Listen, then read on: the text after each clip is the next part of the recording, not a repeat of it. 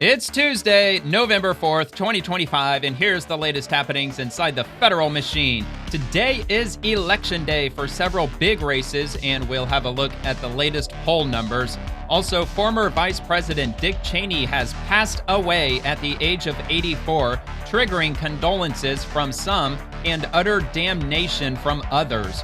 President Trump issued a few statements from his Truth Social, including an urgent need for the Senate to end the filibuster, also a reminder of the pivotal Supreme Court hearing tomorrow over the tariffs, and an announcement that he might be withholding SNAP benefit funds until the Democrats reopen the government. A number of press conferences were held today, including from the Senate Republicans, the House Republicans, the Senate Democrats, and it looks like there was even one from Hakeem Jeffries himself. And the National Highway and Traffic Safety Administration issued a major recall warning regarding Jeep Wranglers and Jeep Cherokees, affecting over 300,000 vehicles. Also, an explosion occurred today at Harvard Medical School, and the FBI's Joint Terrorism Task Force has arrested 2 individuals connected with the bombing.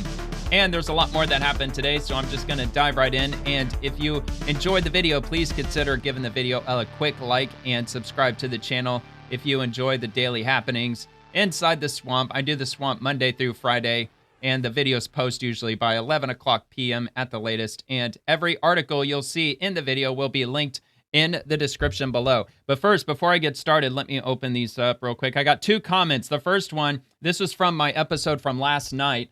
This is from the Ghost of Thor radio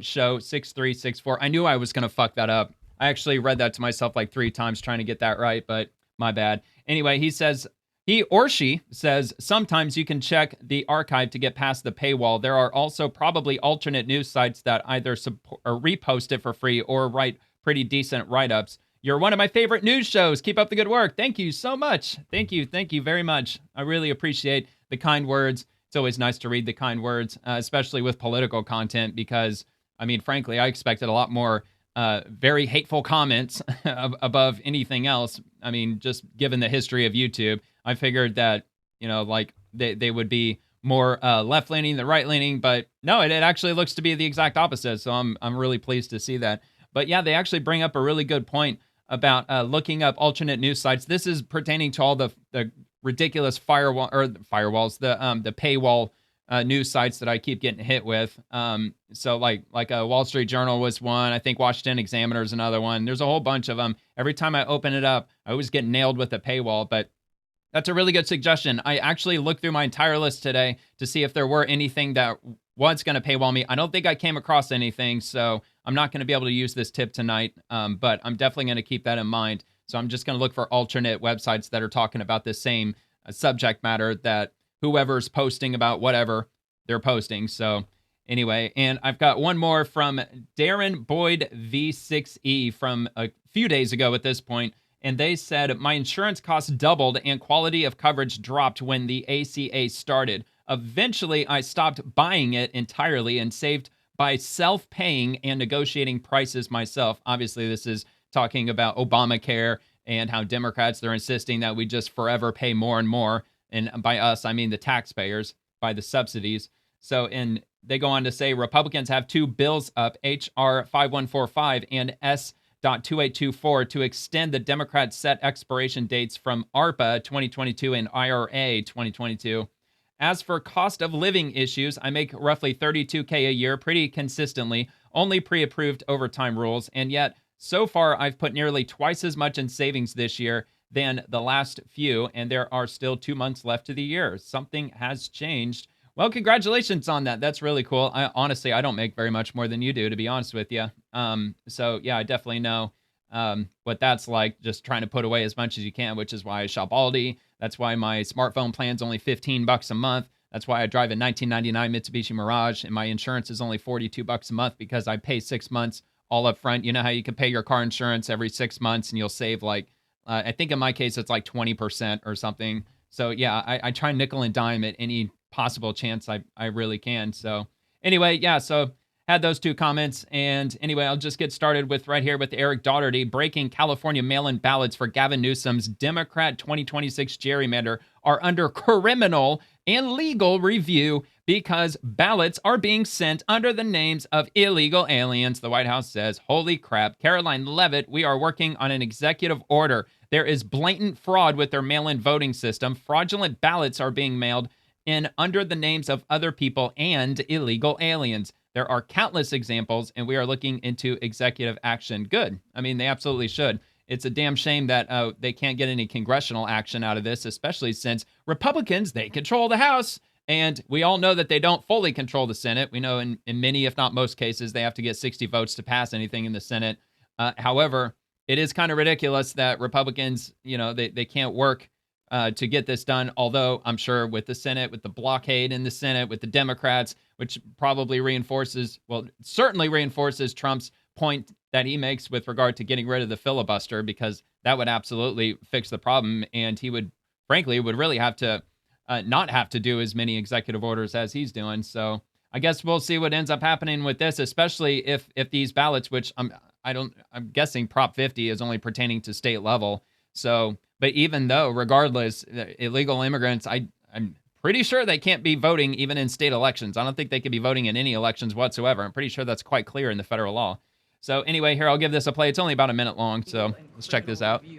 By whom and why? And also, in this vein, does the White House still plan to issue an executive order banning mail-in voting, and what legal authority do you have to do that? The White House is working on an executive order to strengthen our elections in this country and to ensure that there cannot be blatant fraud, as we've seen in California with their universal mail-in voting system. It's absolutely true that there's fraud in California's elections. It's just a fact. It is just a fact. They have a universal mail-in voting system, which we know is ripe for fraud. And if you want to deny that, I'm happy to provide you all of the evidence for it. I'd be glad to bust send out that the to you evidence, after this man. briefing. Rigged. Fraudulent ballots that are being mailed in in the names of other people, in the names of illegal aliens who shouldn't be voting in American elections. There's countless examples, and we'd be happy to provide them. As for executive action the White House is taking, yes, we are looking into that. And like any executive order, of course, any executive order the president signs is within his full executive authority and within the confines of the law. Ooh, that lady definitely doesn't like that answer now, does she? So I guess we'll see what happens with that. I mean, is anybody really surprised that California is rife with fraud? Nobody is surprised whatsoever, but that doesn't mean they should get away with it. Absolutely not. And it's absolutely ridiculous that their election system in California has been so rife with fraud. There's supposed to be checks and balances in each and every state. All right, so anyway, this just happened tonight, man. This is tragic. Heartbreaking images coming out of Kentucky tonight. Here's an update from FAA News. A UPS cargo flight number 2976 crashed around 5:15 Eastern Time after takeoff from Louisville Muhammad Ali International Airport en route to Honolulu. The aircraft was a McDonnell Douglas MD-11. Please join me in prayer for the Louisville community and flight crew impacted by this horrific crash. The NTSB and FAA News are mobilizing to get on the ground and will lead the investigation. So, flying from Kentucky to Honolulu, you can only imagine how much fuel was in this flight when it crashed. So I'm sure it's horrific. I haven't seen any of these clips. I just got back from Winn-Dixie. I had to go grocery shopping before I started the show. So I was scrolling, waiting in line, and I just happened to come across this, which is why it's up here at the top. So I haven't seen any of these videos yet. So I'm just going to react accordingly. I'm just going to react and see what happens here. How the hell do I... There we go. It's not good, man.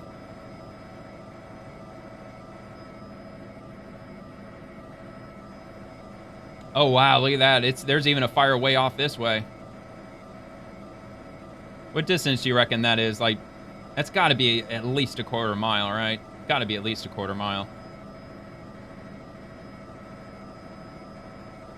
Wow, man. How did the fire trail get that far, man? I mean, I'm sure that there's no. At some point, we're going to need to look at the runway. There was debris on the runway. Okay. Yeah, so I'm sure there's no CCTV that's been released just yet, but I'm sure we'll end up seeing that. I don't know if that might be one of the engines that flew into the building, possibly. All right. Obviously, it's part of the plane that flew into it. Let's take a quick look at this. Yeah, I don't know what that is. It could be like, what, an AC unit maybe? Or it could be a section of the plane. I mean, it was a cargo plane, so... Well, no, that's a large building, man. Yeah, I don't know. Damn, huge blaze. Those look like semi-truck trailers right here. So I don't know if that's a building that's on fire or if they're just semi-trailers that might be on fire. Not sure, or that could potentially be the plane itself. But I got another one. I have another one. New large explosions. Okay, here we go. Large explosions after UPS flight 2976 crashes near Louisville International Airport in Kentucky. Let's check this out. Oh my God. Holy shit. What? Oh, you know that was hot, man. Yeah, that truck, he floored it too. Damn. Shit, I forgot to full screen it, man.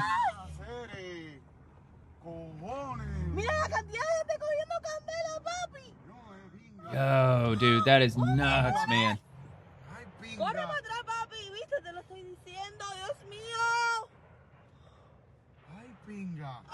Wow. Dude, that is crazy that fire trail went that far. That is wild, dude. Absolutely wild. Well, yeah, I'll definitely be praying for him. I mean, you know, what can you say? It was a cargo flight. I don't know how many people are typically in those, like what, maybe half a dozen people in total. I'm honestly not sure, but hopefully it was as minimal as possible, especially with on the ground, man. Hopefully it didn't, you know, take out any structures where there were people inside, but I'm sure there's going to be more news on that, and I'm definitely going to be following up with this, I'm sure, tomorrow. Secretary Sean Duffy, I follow his stuff all day long, every day, so I'm sure he's going to be speaking more about this in the following hours and days. So, all right, so moving on to Senator Ted Cruz. Vice President Dick Cheney was dedicated to keeping this country safe. My condolences and prayers are with the entire Cheney family who have lost their patriarch and a public servant who made a real difference. Again, that was from Ted Cruz. Senator Ted Cruz joins us now. Senator, I know you worked on that campaign. You watched being the that senator, bond he's come got to play together nice. with Oh, he worked governor on a of campaign Texas with Dick Cheney. and the former Secretary of Defense. What did you see? Well, Dick Cheney was an extraordinary public servant. You're right. President George sure some W. might beg Bush to differ. relied on Dick Cheney for virtually everything. He trusted him deeply. And I got to say, Dick Cheney was someone who, at 34 years old, he was chief of staff to President Gerald Ford. He became Secretary of Defense under President Bush 41, and then, of course, Vice President under Bush 43. He was a man who was serious. He was a man who was dedicated to keeping this country safe. And he was vice president when 9/11 happened. And the seriousness with which he took that America would defeat radical Islamic terrorists was extraordinary. He was up early every morning, 4 or 5 a.m. every morning, and working diligently to keep Americans safe. There are Americans who are alive today because of just how vigorously he pursued our enemies. And my condolences, my prayers are with the entire Cheney family, who are losing their patriarch and losing a public servant who made a real difference. Well, okay, you heard it from Senator Ted Cruz, but I got a couple posts that kind of beg to differ with this. I mean, look, I'm 41 years old, so I mean, I remember 9/11. I was like I was a junior in high school when all that went down. I wasn't really paying attention to politics back then, but I know who Dick Cheney is. I heard a lot of bad things about Dick Cheney over the years during the 2000s. So this comes from Shadow of Ezra. Former Vice President Dick Cheney has been reported dead due to complications from pneumonia and cardiac and vascular disease. Cheney is seen by many as one of the worst human beings to ever walk this earth, responsible for the deaths of countless children worldwide and for allowing a terrorist attack on U.S. soil. Yikes, man. It's getting spicy tonight. Of course, footage from September 11th, 2001. Oh, man. I still remember that. I watched that live when that happened. Wow. I don't think I saw it from this specific view. No, I saw like the fixed camera view. You know that fixed camera view that saw it like just fly into frame and just hit it? Yeah, man, that was a wild day, man. Absolutely crazy.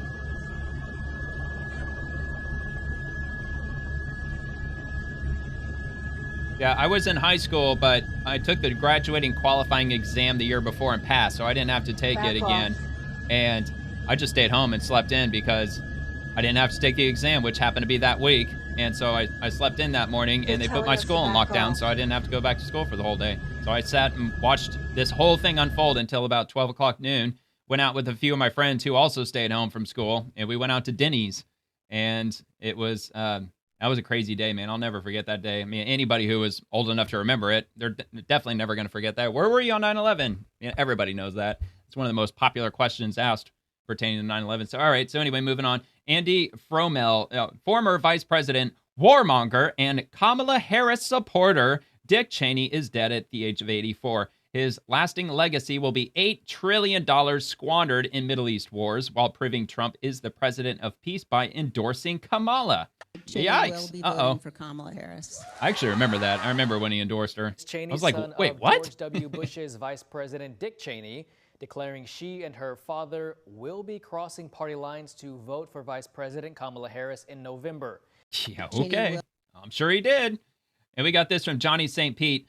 Dick Cheney has died at 84. Never forget that he showed up on the 1-year anniversary of J6 with his daughter Liz as the only Republicans to shake Pelosi's hand and help sell the big lie that was J6 when they treated the anniversary as if it was a commemoration of a Pearl Harbor level event. Cheney was there to support his daughter as she colluded with the deep state and GOP old guard to combat Trump because, in reality, Trump took over the GOP party and shattered the uniparty grasp on power. This was a man the left vilified and called a villain for years, and it was the mainstream media manufactured outrage at him and Bush over the Iraq War that laid the groundwork to install Obama in the White House in 2008. Damn, that runs deep. Dude, I don't know if I'm going to watch all this. I mean, we'll give it a minute. We'll see where it goes. The quality is atrocious.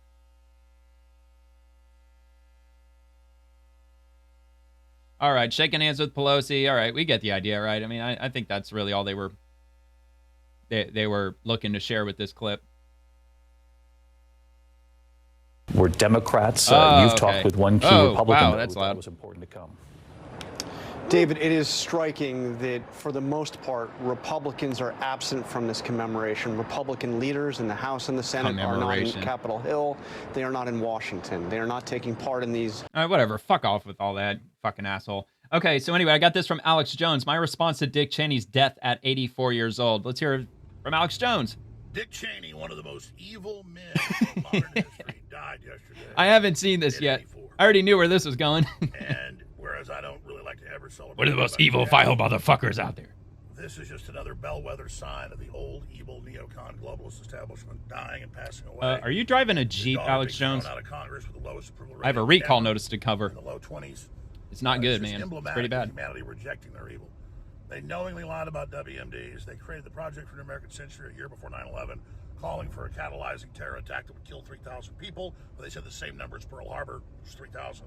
9/11 was 3,000. The man worked under Rumsfeld, who was the protege of L.L. Lemnitzer, that planned Operation Northwoods, the plan to fly planes into buildings and attack. Oh yeah, Operation Northwoods. On Cuba and the Russians. That if I'm not mistaken, Operation Northwoods was supposed to be like some Cuban psyop where they were going to drop a nuclear bomb in the state of Florida and they were going to blame it on Cuba and the Russians. War. That plan was killed by Kennedy. So we're talking about an evil, evil, evil person.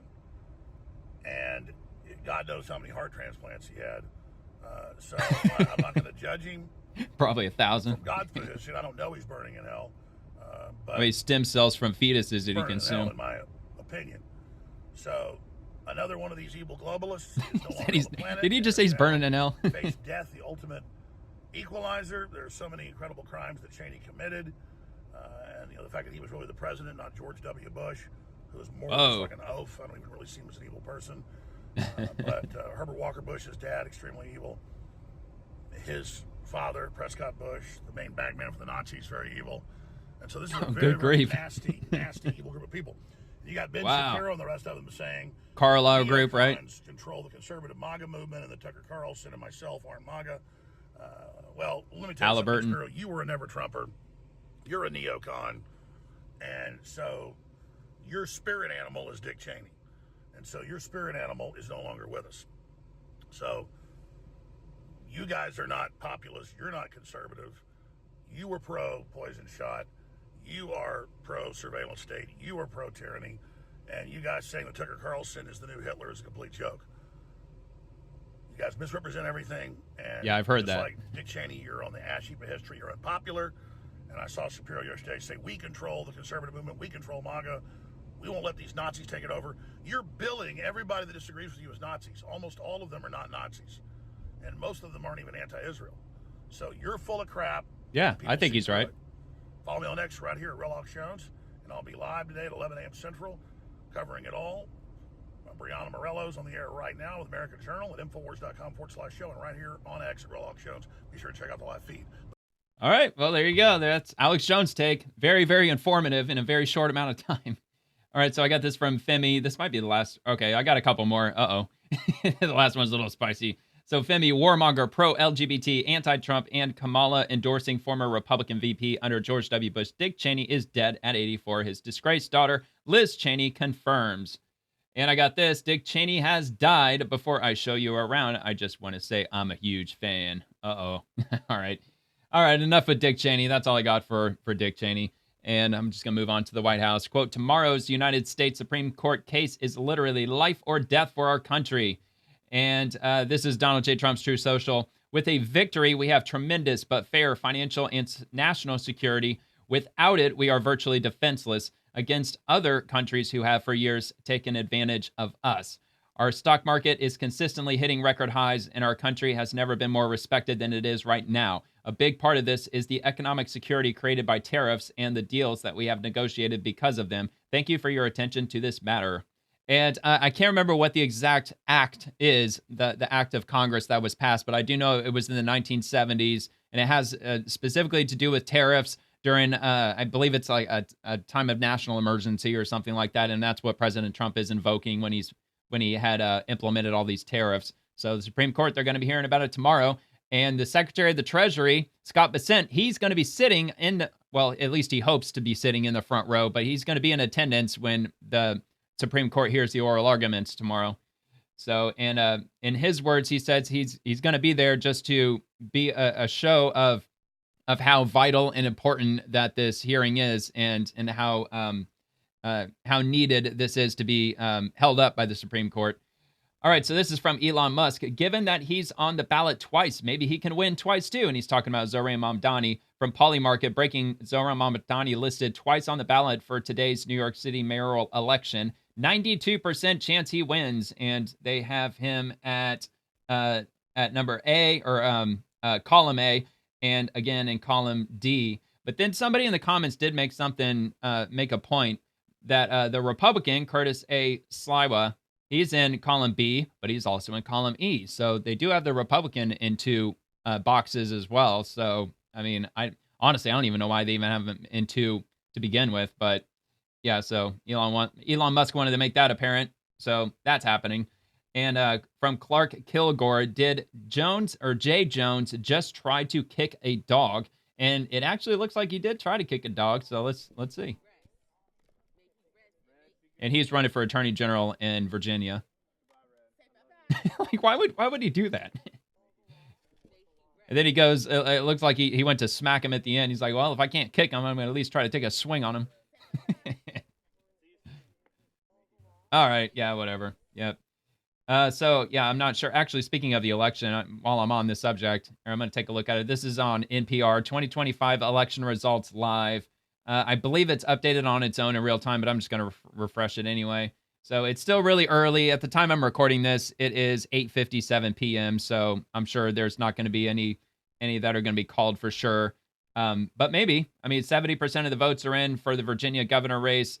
Oh, yeah, they did already call it for Abigail Spanberger with the check mark, 55.6% to 44.2%. So does look like the Democrat going to be governor of Virginia. So good job, Virginia. And New Jersey governor, doesn't look like they've called this one yet. 38% of votes in. Obviously, is it Mikey or Mickey? Cheryl got a commanding lead so far against Jack Citarelli. So I don't know, man. They had high hopes for the New Jersey race, but I don't think they were expecting a pretty positive turnout for that, even though they were hoping for it. So nothing yet from New York City. Zohran Mamdani. I don't know if he's got the 92% chance. I'm not sure if that's just a number he pulled out of his rear end or not, but I know that he's definitely favored to win, that's for sure. And then also California Prop 50, the congressional redistricting.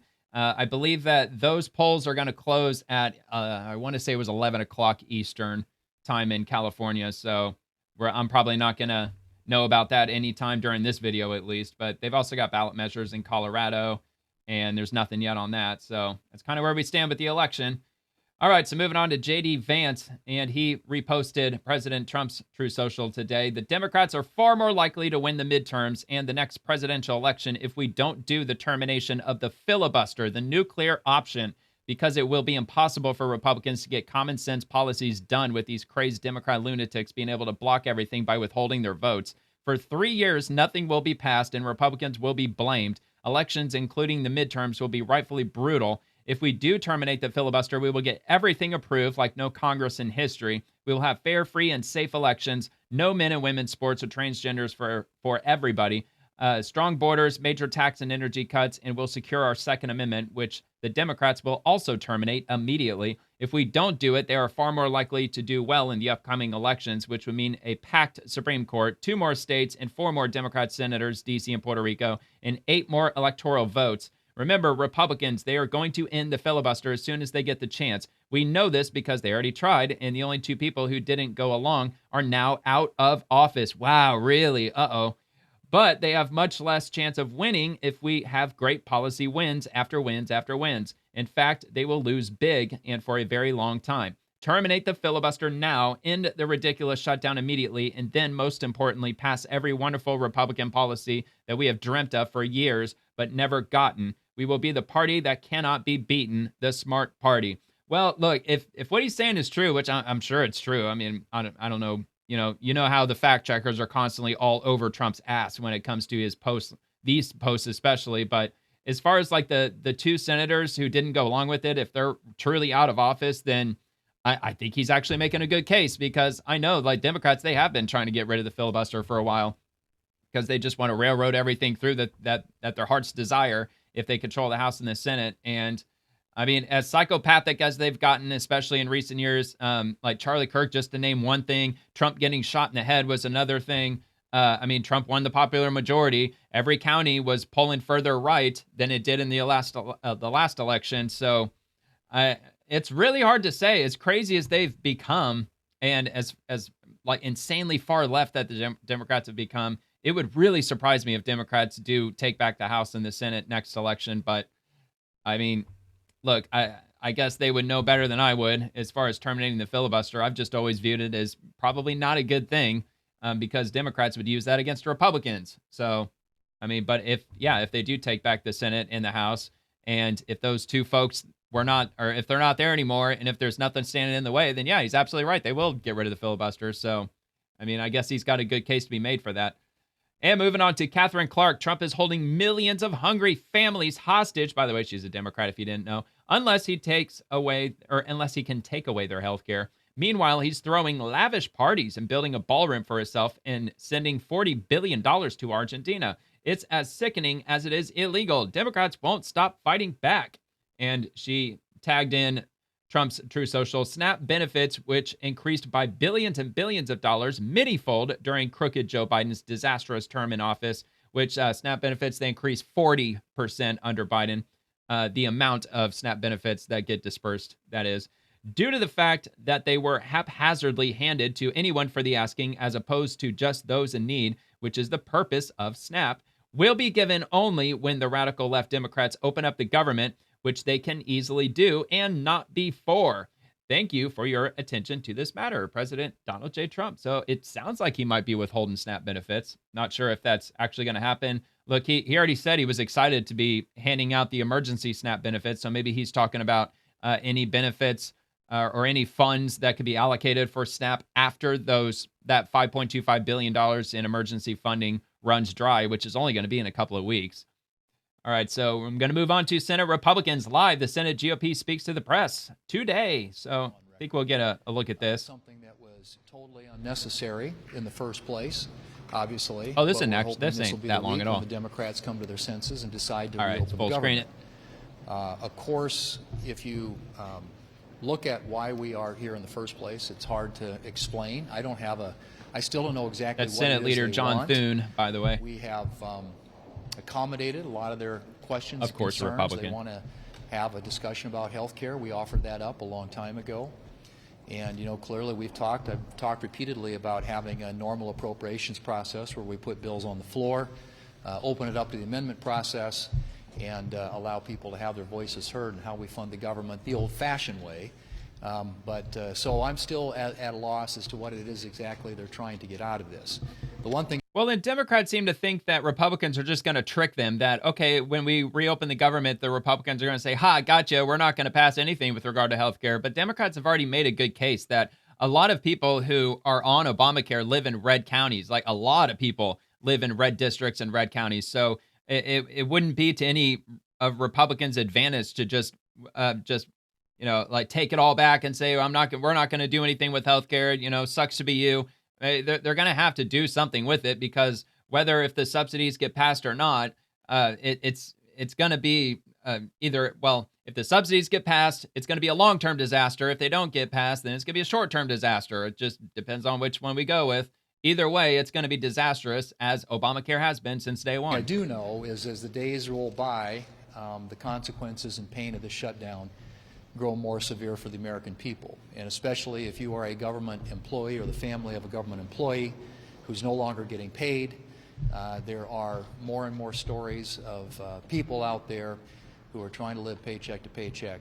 And now you've got the food assistance going away, the SNAP program.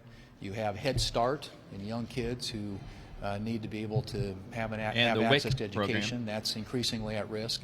You'll see more and more probably next week with Veterans Day rolling around, Democrats out there posting nice videos and photos with veterans, which most of us hilarious. probably should and will They do. couldn't give a fuck less. But the better thing they could do is actually support our veterans by opening up the government and allowing these regional offices to get open again, and allow the GI Bill hotline to start functioning and operating again. There are so many ways in which Americans are impacted by this, and certainly our veterans and our troops come to mind immediately. So I'm hopeful again that this is the week in which the Democrats will conclude that this is not a good thing, and while they may believe politically that it's in their best interest, and obviously we've seen lots of statements that suggest that, it's certainly not in the best interest of the American people. The American people are those who are caught up in the political games being played here in the Senate by the Senate Democrats. All it takes is 5 of them. We have a bill sitting at the desk, which we voted on repeatedly, that came over from the House of Representatives, meaning that as soon as the Senate passes it, it goes directly to the President. He will sign it into law, the government will reopen, and all these adverse consequences that are being experienced by people across this country will go away. That's all it takes. 5 more Democrats, 5 Democrat senators with the courage to take on their political base and their leaders and to do what's in the best interest of the American people. Mr. Leader, walk us through the play call here, the potential play call here, the idea that there might be some sort of an agreement to move the CR to a later date in January, vote Thursday night, Friday night, something like that. And is there a disagreement between the date between the Senate and the House? Well, I think obviously since we are now into November and the CR, we've lost 5 weeks, so the November 21 deadline no longer makes a lot of sense. So clearly it would have to be extended, and there is a conversation around what that next deadline would be. Okay, I was actually waiting to hear what might happen with that, and he's talking about, I'm assuming, the next year's funding for the government. And yeah, so November 21st, they're going to push it back. And yeah, so even Leader John Thune doesn't know exactly when that date's going to be. So I'll just wait around and wait till we get a date for that. The expectation would be that we could get appropriations bills on the floor, get them considered and passed, so that we can fund the government through the normal appropriations process. Nobody wants a year-long continuing resolution, least of all the Defense Department. And the best way to avoid that is to move appropriations bills. The date is still something that's Well, look, man, if they end the filibuster, they could open up the government right now. They could open up today. And is that because there's an issue in the Senate, or there's disagreement between the... Surprised the press isn't starting to ask that question more often, especially after Trump keeps talking about it. It's Republicans and Democrats in the House and the Senate. I mean, obviously, you've got to have probably because the press doesn't want that to happen. Whatever it is we put on the floor. And so, we want to make sure that we do that in a way that enables us to have success. And if we have to change the date, which we will, here in the Senate to send something back to the House, we obviously want something that will pass the House and then be signed into law by the President.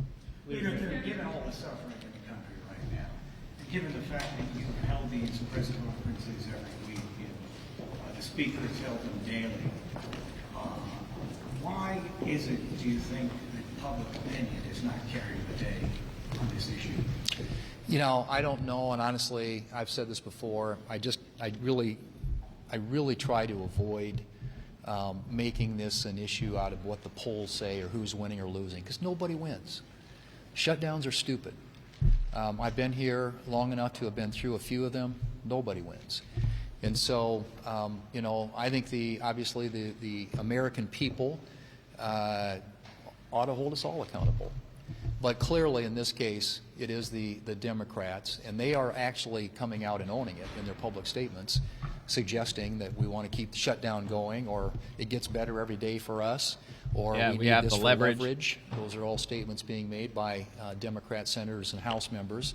And I think that's the prism through which they're viewing this. And I think that's just the wrong way to look at this. The right way to look at this is, as you pointed out, the impact that it's having on the American people and the pain that it's inflicting on literally millions of Americans. That's what I think this is about. And honestly, nobody wins. Let's just, they need to vote. Let's open up the government and get back to work. All right. Well, I'll just cut it there. I got a few more of these press conferences to get through, so I don't want to get hung up too long on them, because I got some other stuff to get to. Oh, I got the Hakeem Jeffries one next. So this one, I tried to skip through. It wouldn't let me skip through it on my phone, so I'm hoping it'll let me do that on PC.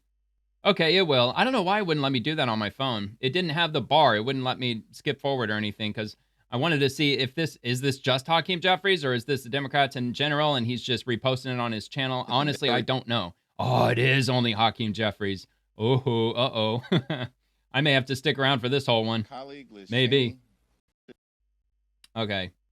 Yeah, for some reason, my any time that I post a video on Hakeem Jeffries, it does really well on my channel. Good afternoon, everyone. Before I begin, let me extend my heartfelt condolences, sympathies, and prayers to our former colleague, Liz Cheney, to Mrs. Cheney, and to the entire Cheney family. Yeah, because he totally looks like he gives so much of a shit. Dick Cheney. I also want to acknowledge today. What if he didn't vote for Kamala? Do you think he'd still be extending those condolences? The American people to go out and exercise your right to vote, exercise the franchise, exercise your voice. Unless you're an evil wherever big you fat may Republican. Be, all across the country. It's our country. It's our democracy. It's Constitutional our Republic. Successful experiment in self-government. And to the democracy for which it stands. If the American people participate. Despite all of the efforts from the other side of the aisle to engage in misdirection, lies, voter suppression, and obstruction, the will of the American people is going to prevail today. Oh, yeah? Here How in America, so? The cost of living is way too high. Donald Trump and Republicans promised that they were going to lower costs on day one. But costs aren't going down. Costs are going up. Here we go. This shit again. The Trump tariffs are making life more expensive for everyday Americans by thousands of dollars per year. Inflation. Dude, most of us are everyday Americans, everyday middle-class, tax-paying Americans. I haven't seen a bump in really anything this whole year, to be honest with you. I really haven't. Yeah, things are a lot more expensive thanks to Biden.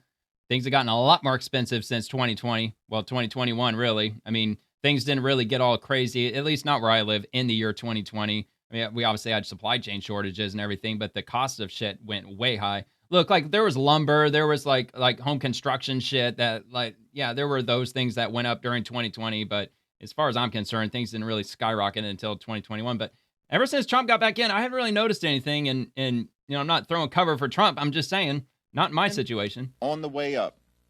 Grocery costs, way up. Housing costs, way up. Childcare costs, way up. Electricity Dude, housing went prices way through up the under roof, Biden. It and hasn't the moved American since people Trump. know it. If anything, it's actually come down a little Donald bit. Trump and Republicans have failed to make their life more affordable.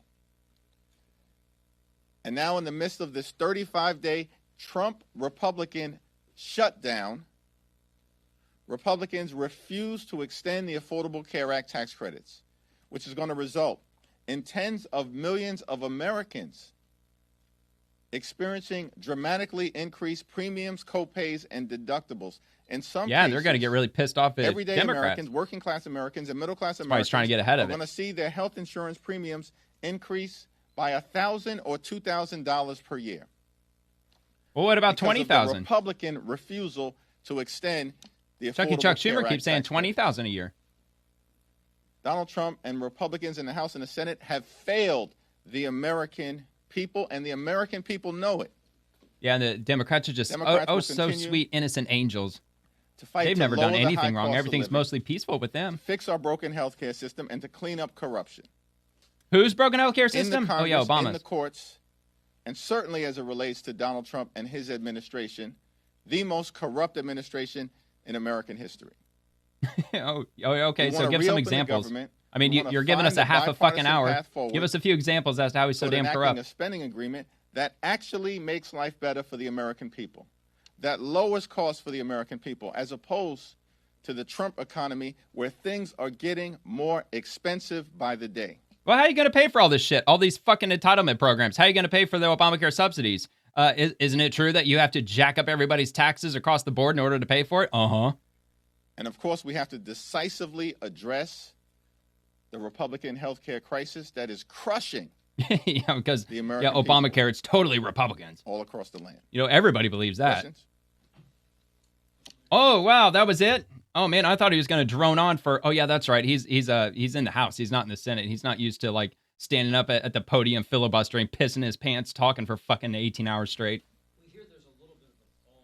All right, hold on. So, hold on. Give me just a second. I'm going to try to boost this audio and see if I can try to get some of the questions hopefully without blowing out any eardrums. All right, where am I at? 6 decibels. Let's crank this up to, about 12. All right, so crank that down. All right, let's see where this goes. We don't know what that means and what that would look like. But considering the exercise that Democrats in the House went through in March, how much skepticism would there be from House Democrats on any sort of an agreement that would come over from the Senate? We said from the very beginning that we will evaluate in good faith. I wonder what kind of press is out here. Do you think that Hakeem Jeffries? Do you think he invited Newsmax, Fox News, One American News Network, some of the independent conservative networks, especially the online-based ones? Do you think any of them are in the room? No, I'm sure they're not. And I'm sure that he probably strictly gave them instructions to give me your questions before I answer them. Any bipartisan agreement Not saying he did. I'm emerges just from the Senate just my opinion. reopens the government, makes life better for the American people, and decisively addresses the Republican health care crisis. Dude, if I were in the room, I would say, isn't it true that Democrat votes are required in the Senate in order to reopen the government? Just try to keep it as simple as possible. There's probably even an easier way to frame that question. Until we see details, we're not in position to do much more than that. Are you more optimistic than you were at all now, based on what you're hearing from next door? We're in the middle of a 35-day government shutdown. Donald Trump is unlawfully withholding billions of dollars in SNAP benefits from 42 million Americans and 16 million children. There's nothing to be optimistic about. Wait, did he just say he withheld it? Because Trump insisted that his lawyers talk to the judge or the federal judge and to get clarification as to what Trump can do with those funds, because Trump wanted to release those funds for SNAP benefits. And the judge said, release it. And he said, with pleasure. And he did. $5.25 billion. So I think Hakeem Jeffries just said that Trump refuses to do it, but it's already a done deal, asshole. That's why people are going to be getting their SNAP benefits almost till the end of this month. To the cruelty and the pain that Donald Trump and Republicans continue to inflict on the American people. There's nothing to be optimistic about when it comes to the fact that Donald Trump shut the government down. They're forcing hundreds of... Yeah, because Trump totally has the power to do that. He could just unilaterally just completely shut down the whole fucking government because, yeah, the president totally has the authority to do that. Thousands of people to be out on furlough or... I'm telling you, man, like they absolutely count on Democrat voters to have just as low as an IQ as humanly possible. Absolute fucking goldfish memory, TikTok brain fucking dead. Absolutely brain dead goldfish memory. And it makes me wonder if in states like in California and in New York and Oregon, Washington, Illinois, like in the school system, the public school system, are they even teaching civics anymore? Do students have any idea, like anything about government in any way, shape, or form? I bet they're not teaching them a fucking thing because they're trying to make them politically retarded. To work without pay. They refuse to address the healthcare crisis that Republicans have created. In a year where they enacted the largest cut to Medicaid in American history, hospitals, nursing... And what's really appalling and blood-boiling about how he keeps saying that the Republican healthcare crisis is that Democrats were the one that set the clock. They passed the Obamacare subsidies back in 2022. The Democrats did with no Republican support at all. And they put a 3-year clock on those subsidies, and those subsidies are due to run out at the end of November. They set the clock for the end of November of 2025. Republicans had nothing to do with it. And the Democrats, they have to 100% own the entire healthcare situation. But of course they're not, because this is all Democrats have been doing for the last 10 years. Everything that they're guilty of, they just blame the other side for. Homes and community-based health centers are closing because of Republican policies all across America. The country is facing the possibility of a $536 billion cut to Medicare at the end of the year. Because they rooted out a shitload of fraud, waste, and abuse. Thank God. Republicans are refusing to extend the Affordable Care Act tax credits because they would rather gut the health care. Because Democrats want to give those benefits to people who are unwilling to work. Because that equals Trump more Democrat votes. Republicans have done to this country. They've gone way too far, and the American people know it. And the results today are going to decisively reflect that fact. Can I follow up on that? Just to put a finer point on that, you said in September, any agreement related to protecting the health care of the American people has to be ironclad and in legislation. It does not sound like whatever agreement comes out of the Senate will be in legislation. Will you accept something that is a handshake deal? It's the same answer that I just gave. Thank you, Mr. Leader. I know that the filibuster is a Senate mechanism, but President Trump has repeatedly, as recently as this morning, called for Senate Republicans to abolish the filibuster. Why is he asking him this fucking question? He's not in the Senate. Who cares? A simple majority and also a host of other Republican priorities. You've criticized him for not inviting the legislative leaders to the White House to negotiate. What are your thoughts about him continuing to call for the abolishment of the filibuster? Oh my God, dude, these bullshit softball-ass fucking questions, man. Indicate to you that he talk about a waste of a question. No interest in sitting down with not only his legislative leaders, but you.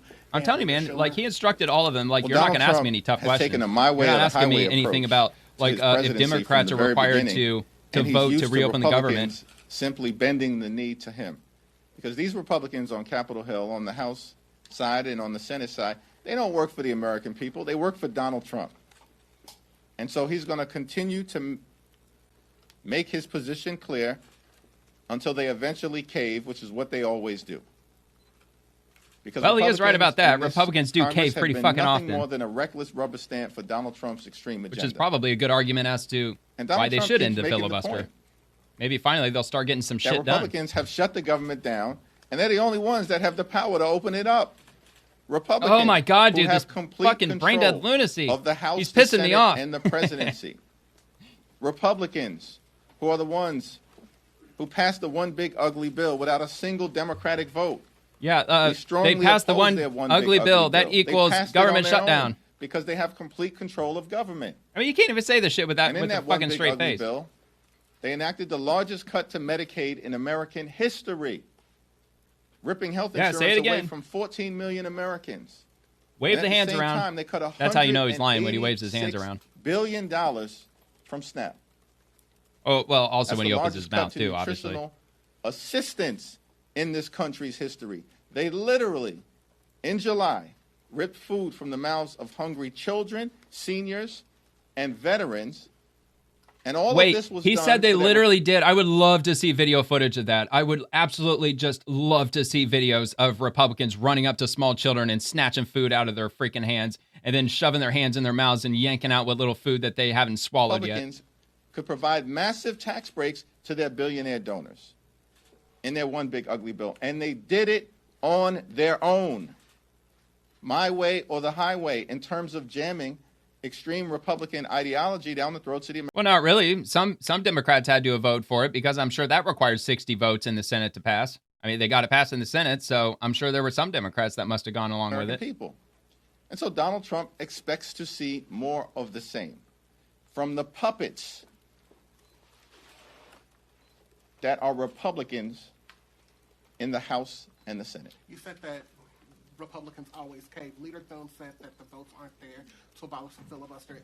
Are you saying that ultimately Donald Trump's request or demand will win out?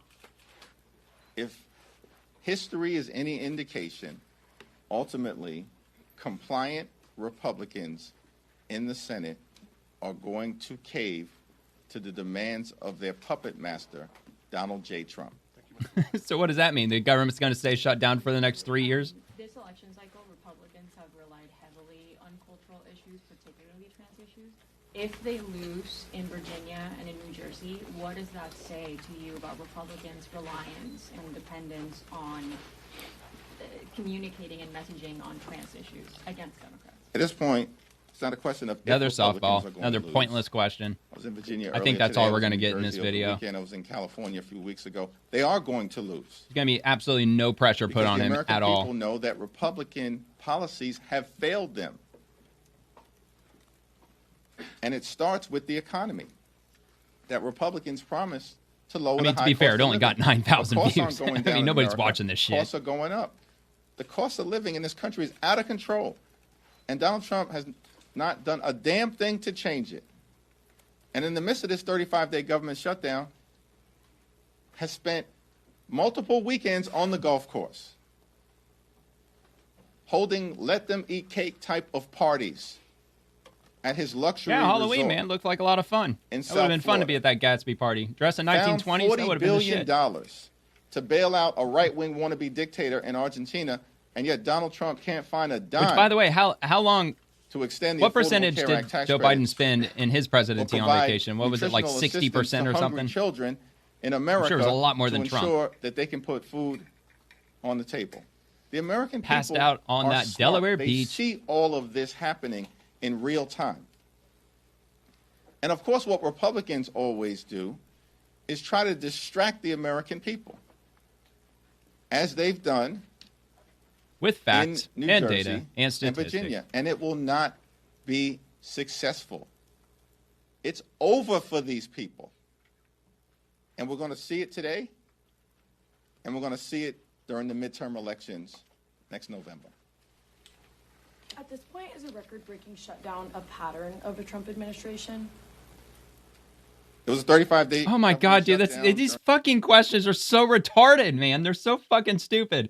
Are record government shutdowns like the norm for the Trump administration? Because, you know, like the 35-day shutdown happened in like 2019. So, like, I mean, shit, that's the stupidest fucking question she could have asked. Like, that's like the easiest fucking question ever. So they're just giving him just these dumbass questions where he could just keep, you know, just speaking bullshit on his fucking soapbox. Trump administration. This is day 35 of the Trump Republican shutdown. Yeah, you got to drive that home. The Trump Republican shutdown. These people are. It's 100% a Republican shutdown. Republicans just will not open the government. And they spent all of last year lying to the American people that they were going to lower the high cost of living, while at the same time distancing themselves from Project 2025. But they've spent all of this year doing nothing to lower the high cost of living. They failed to adequately define exactly what that is, Project 2025. While they spend all at least as far as I know. Maybe there is an actual definition for it out there. I don't know. Implementing the extreme, toxic Project 2025 agenda. Extremely toxic. By the way, as part of Project 2025,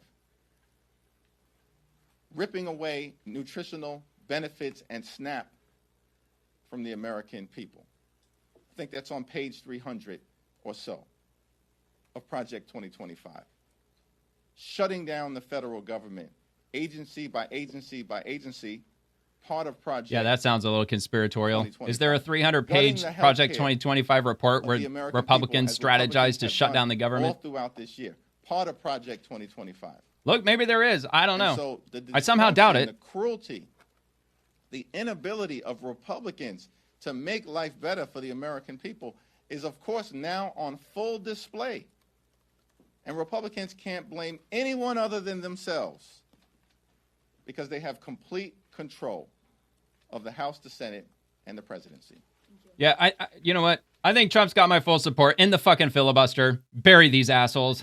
Let's just fucking do it, man. You said in an interview that you did not. Do I really think Republicans are going to do it? Fuck no, they're not going to do it. There's absolutely no way. And I bet Trump's absolutely right. I bet if the Democrats take over the House and the Senate, I mean, obviously it would only have to be the Senate that they would require to take over to end the filibuster, but I bet they're going to do that. I bet they will immediately. And we already know that they want to pack the Supreme Court. They've been pretty vocal about that, like in the last years. That Zohran Mamdani was the future of the Democrat Party. I'm just wondering, do you believe that a Democrat Party embrace of socialism would hurt the party's chance next November? And will there be a Democrat pivot away from Mamdani and more towards the center following today's election? What I made clear is that given the existential nature Republicans, of Trump, Donald Trump, his policies, his he just cruelty, cannot go his one statement failures, without saying Trump, Trump, Trump. the assault on the economy, the Yours, assault man. on health care, the assault What does this have to do with socialism in the Democrat Party? Asshole. on veterans, the assault on farmers, the assault on nutritional assistance, the assault I on don't even think he's even hearing these questions, to be honest with you. I don't think he's hearing a fucking thing they're saying. He's probably got tiny little, $1,000 earbuds that you can't see. That he's probably just playing fucking music. He's probably just listening to just God knows what and just watching their fucking mouths moving, and he just goes on, just going on about whatever he wants to go on about. law-abiding immigrant communities, the assault on the American way of life, the assault on There go voting them rights, hands again. the assault on the rule of law, and Donald Trump and Republican assault on democracy itself, that the most significant thing that can be done is for Democrats to take back control of the House of Representatives next year so we can end this national nightmare and begin the process of marching toward a more perfect union. That's why these elections are going to matter. The midterms will You mean matter. a more perfect global House union? Democrats will matter. The Great Reset, in terms of getting this 2030. situation turned around. And that's not pillow talk. The That's 15-minute real talk. cities. Everybody drives EVs. We all have to get stuck with solar panels. Are working on a bipartisan ACA plan with income caps, things like that. Is that something that you support or encourage at all?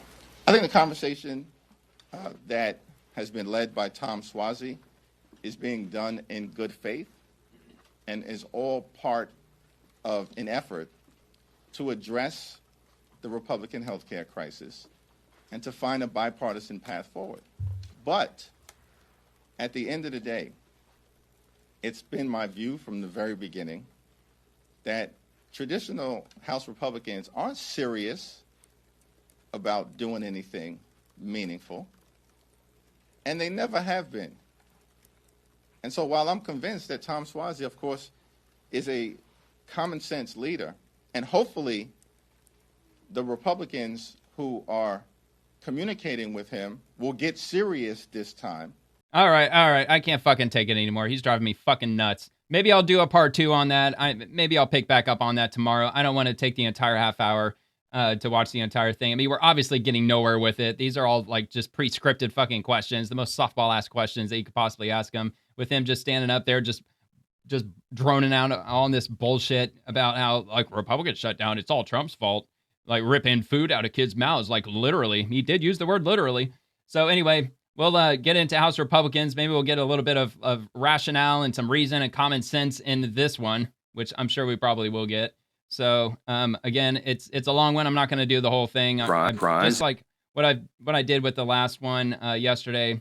Probably just do his opening statement and probably just move on from there. But I have another one for Senate Democrats, so buckle your seatbelts. So let's see what they have to say here. What's that? Yes. You could get right here. Good morning, everyone. We'll just say a word before you begin here. Our condolences, our prayers go out to the Cheney family. Of course, can't forget about that. we've had the loss now of former Vice President Dick Cheney. Scripture is very clear. We give honor where honor is due, and someone who gave their life, loved their country, loved serving their country in so many capacities. As you know, Dick Cheney served as vice president. He served as Secretary of Defense. He served as a congressman, of course, from Wyoming, and as the youngest chief of staff to any president in the history of the country. And so the honor is certainly due to him, and our prayers go out to the family. This is now day 35 of the Democrat shutdown, and I'll be honest with you, I don't think any of us expected that it would drag on this long. We didn't believe. I did. Yours truly did. It's now tied for the longest. I'm calling at least 3 to 4 months history, and we didn't think this we'd is have dragging to come on in until here next every year. single Mark day, my words. Day after day after day, and repeat the obvious facts of the Unless, American of course, the people, filibuster gets and ended. to put on display every day what is happening here. Again, it's a split screen. We've talked about the split screen in the country right now. The American people are wise. Ronald Reagan used to remind us you can trust the American people, and we do. And they can see the facts here. They see that President Trump and the Republican Party are delivering real positive results for the American people, delivering on our promises. We passed the Working Families Remember, he got the popular majority, which is the largest middle-class tax cut in American history. We signed into law as part of that. No tax on tips, no tax on overtime. Big savings for those on Social Security. We strengthened Medicaid. which is why Hakeem Jeffries is over there freaking common out. sense reforms that strengthens the program. We've improved healthcare access in rural communities, and we have reduced premiums. There's a lot more work to be done there. It's the Republicans who are delivering those reforms. We restored American energy dominance. We got the border crisis solved. We are reducing and handling the crime crisis in city by city around America. And we have restored peace through strength. That is on one side of the screen. Over the past 34 days of the shutdown, the Republicans have been the only ones working in good faith to end the shutdown and get everyone paid and get the services flowing again. And we have voted that way 14 times. That's on one side of the screen. On the other is the Democrats. And it's such a stark contrast. Because in the last 10 months, the only thing that party has accomplished for the country is to shut down the federal government and cause this pain. The past 5 weeks have been painfully clear that Democrats are not interested in doing their most basic job. And we explained here yesterday, all of this is motivated by one thing and one thing alone. The Schumer shutdown was never about health care or any other policy that they claim now.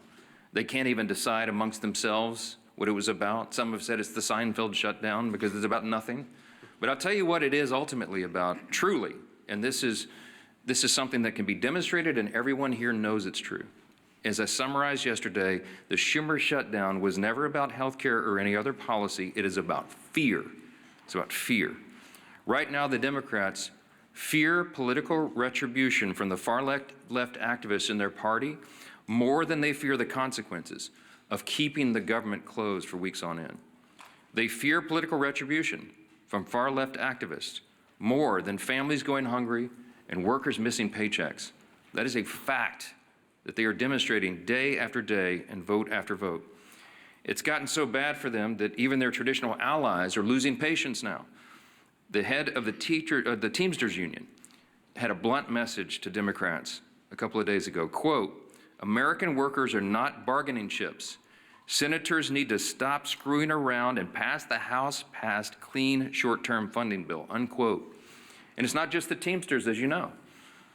AFGE, the largest union of federal workers, had the same plea. And so did the National Association of Air Traffic Controllers, the Coalition of Airline Pilots Association, the NetJets Association of Shared Aircraft Pilots, the Allied Pilots Association, Southwest Airline Pilots Association, the New York Steamfitters Union. It goes on and on and on. These organizations have traditionally backed the Democrats for decades. That has been true. They represent tens of thousands of working Americans, all these associations together. And now they're calling on the Democrats to drop their partisan demands and reopen the government. Stop inflicting this pain on the American people because you are afraid of your far left base. And how did the Democrats respond to all this? They're gaslighting the American people and even their own base. The truth is the Democrats have lost touch with working Americans because they've simply stopped listening and stopped serving them. And every few months, after leaning harder Yeah, I mean, they into serve the their woke party. identity politics. That's who they serve first now. They commission an expensive They put study party to try above to figure everything out now. why working class voters have completely abandoned Just them like in the Democrat CCP. Party. Here's a recent finding. This is a left-leaning research group that surveyed 3,000 working class Americans. This was published in Politico November 2nd. Quote, this is the finding. Working class voters perceive Democrats to be woke, weak, and out of touch, too focused on social issues, and not nearly focused enough on the economic issues that impact everyone every day, unquote. Wow, man, talk about a breath of And here's fresh the kicker. air. They also said working class voters, quote, can't name what Democrats stand for other than being against Donald Trump. Yes, well, good luck absolutely. with that as a message And against for people. America. Of course, you don't need a months-long study. They're to tell you anti-patriots. the Democrats are woke and weak. You simply need to look around. Uh-huh. As Democrats continue to pander Hakeem to their Jeffries radical base with of his fucking soy affluent lattes. progressives, President Trump and Republicans are building a new multi-generational coalition of voters that is grounded in common sense. Since November 2024, I will agree have with that. welcomed record numbers of Hispanic and Latino voters, Black and African American voters, Jewish voters, union workers, young people, all these different. Yeah, as just like with the whole Palestine thing, I can't even imagine how many Jewish voters that they lost. And I believe historically a lot of Jewish voters were Democrats. Also, not to mention during the presidential election that happened less than a year ago still, like I said just the other day, Duval County in Florida, which is Jacksonville, Florida, it flipped red for Trump. And so did Miami-Dade County. They flipped red for Trump. I was really surprised to see that. Well, maybe not that surprised with Miami-Dade County, but I was definitely surprised to see that with Duval County. That was wild. And they came in large numbers. People everywhere can see clearly who's fighting and voting here every day and delivering for them. And I'll say this clearly to every hardworking American in any place who's missed a paycheck, anyone who has been made to suffer because the services, the health services you rely upon, or the food and nutrition supplement for your family, anyone who is hurting, you have a home in the Republican Party. You have people here who are elected by their constituents to come and do their job, and they do it. They're voting to support you, to make these programs available, to ensure that the people in need have them. And the Democrats, by stark contrast, are doing the exact opposite. With federal workers entering their 5th week without a full paycheck, Democrats ought to be taking a hard look in the mirror. Will they continue to bend the knee to their radicals who run their party? Only 100%. Will Democrats finally do something to serve the working Americans they abandoned long ago? As we said here all along, and every day we come in and tell you the same thing, Democrats made the deliberate choice to shut down the government. And only Democrats can put an end to this madness by making the deliberate choice now to reopen the government. Today is a big election. Let them keep gaslighting. Let them keep doing what they're doing. They're obviously kicking and screaming. But I mean, it won't be a big surprise expect if nothing the less front from runners, the Democrats. Democrats, the radicals, win some of these elections. We're watching New York City very. Look, man, we all read history books when we were in school. We all remember back with the Democrats. They've done this before. They've divided the nation before, and we've been through it. Well, the living, we haven't been through it yet, but the Democrats have done this before. It's called the first fucking Civil War. They did that. They divided the nation, literally divided the nation, and we went to war over it, and we spanked the shit out of them, and they lost the Civil War, and they had to give up their slaves thanks to, the Republican Party, the newly formed Republican Party, with Abraham Lincoln at the helm as the first Republican president, and the Democrats got all pissed off about it, and they ended up forming the Ku Klux Klan, and then they had the clinch hold of the South with the Southern Democrats. I mean, we learned about all this shit in school. I mean, of course, it wasn't framed that way. I mean, look, I went to a public school in a major city, so I learned about it. They just kind of steered the framing in a way that didn't hold Democrats in any way responsible for any of that stuff, but they clearly were. Closely, as you all know, and so is Chuck Schumer and Hakeem Jeffries. And they're terrified that the Marxists are taking over their party, and the evidence today may show that that is true. Now, until Democrats decide to do the right thing, we expect working Americans to continue to flee the Democrat Party and find a home with the Republicans, and we welcome them with open arms, and we'll keep fighting for them every day. And one of the people who is fighting every day and doing an extraordinary job in the cabinet of this administration, this historic administration, that has accomplished more in the first 9-10 months of an administration or Congress than arguably any in history. We have our former colleague and our dear friend, who's on the side of American workers, and we'll address that today, Labor Secretary Lori Chavez de Reamer. We're happy to have you. Madam Secretary.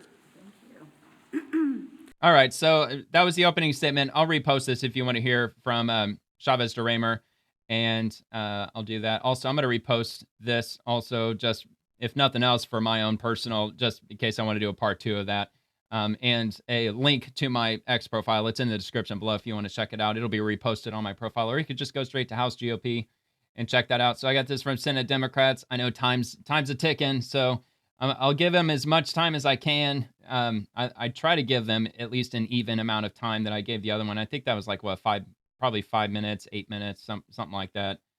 So, all right. So let's see where. All right, let me full screen it. Let's see where we're at. Well, they're a little late to the party, aren't they? Do they ever show up? Okay. Good Lord, man. That many people sit here and wait. Look at this. Only 2,300 views. Oh, 2,302 views. I'm sure one of those was me just now. It started. And for millions of Americans, it's not a moment of relief. It's a moment of dread. 24 million Americans are now staring at impossible choices. Do they pay the rent, buy groceries, keep their health insurance? No family in America should have to make that choice. Paying the rent, dude. That's the obvious answer. I can't afford the new health care insurance bills. How do I provide health care for my children? What if I have to switch hospitals, doctors? Don't rely on Democrats ever again. What if everything's cut off? What an agonizing decision that Republicans are trying to find private health insurance. The American people to make. The open enrollment is diet and exercise, man. This is a perfect time to start losing weight. Care emergency, and for the first time, millions of families, as you know, will see their premiums double overnight. Double. More, it'll be higher. Not double, but double. The average American ICA on an ACA plan will pay 114% more out of pocket. 4 million. Yeah, how dare you, Democrats? Entirely. Can't believe you put us in this situation. $85,000 could pay $22,600 more. $22,000. And it's all Trump's fault.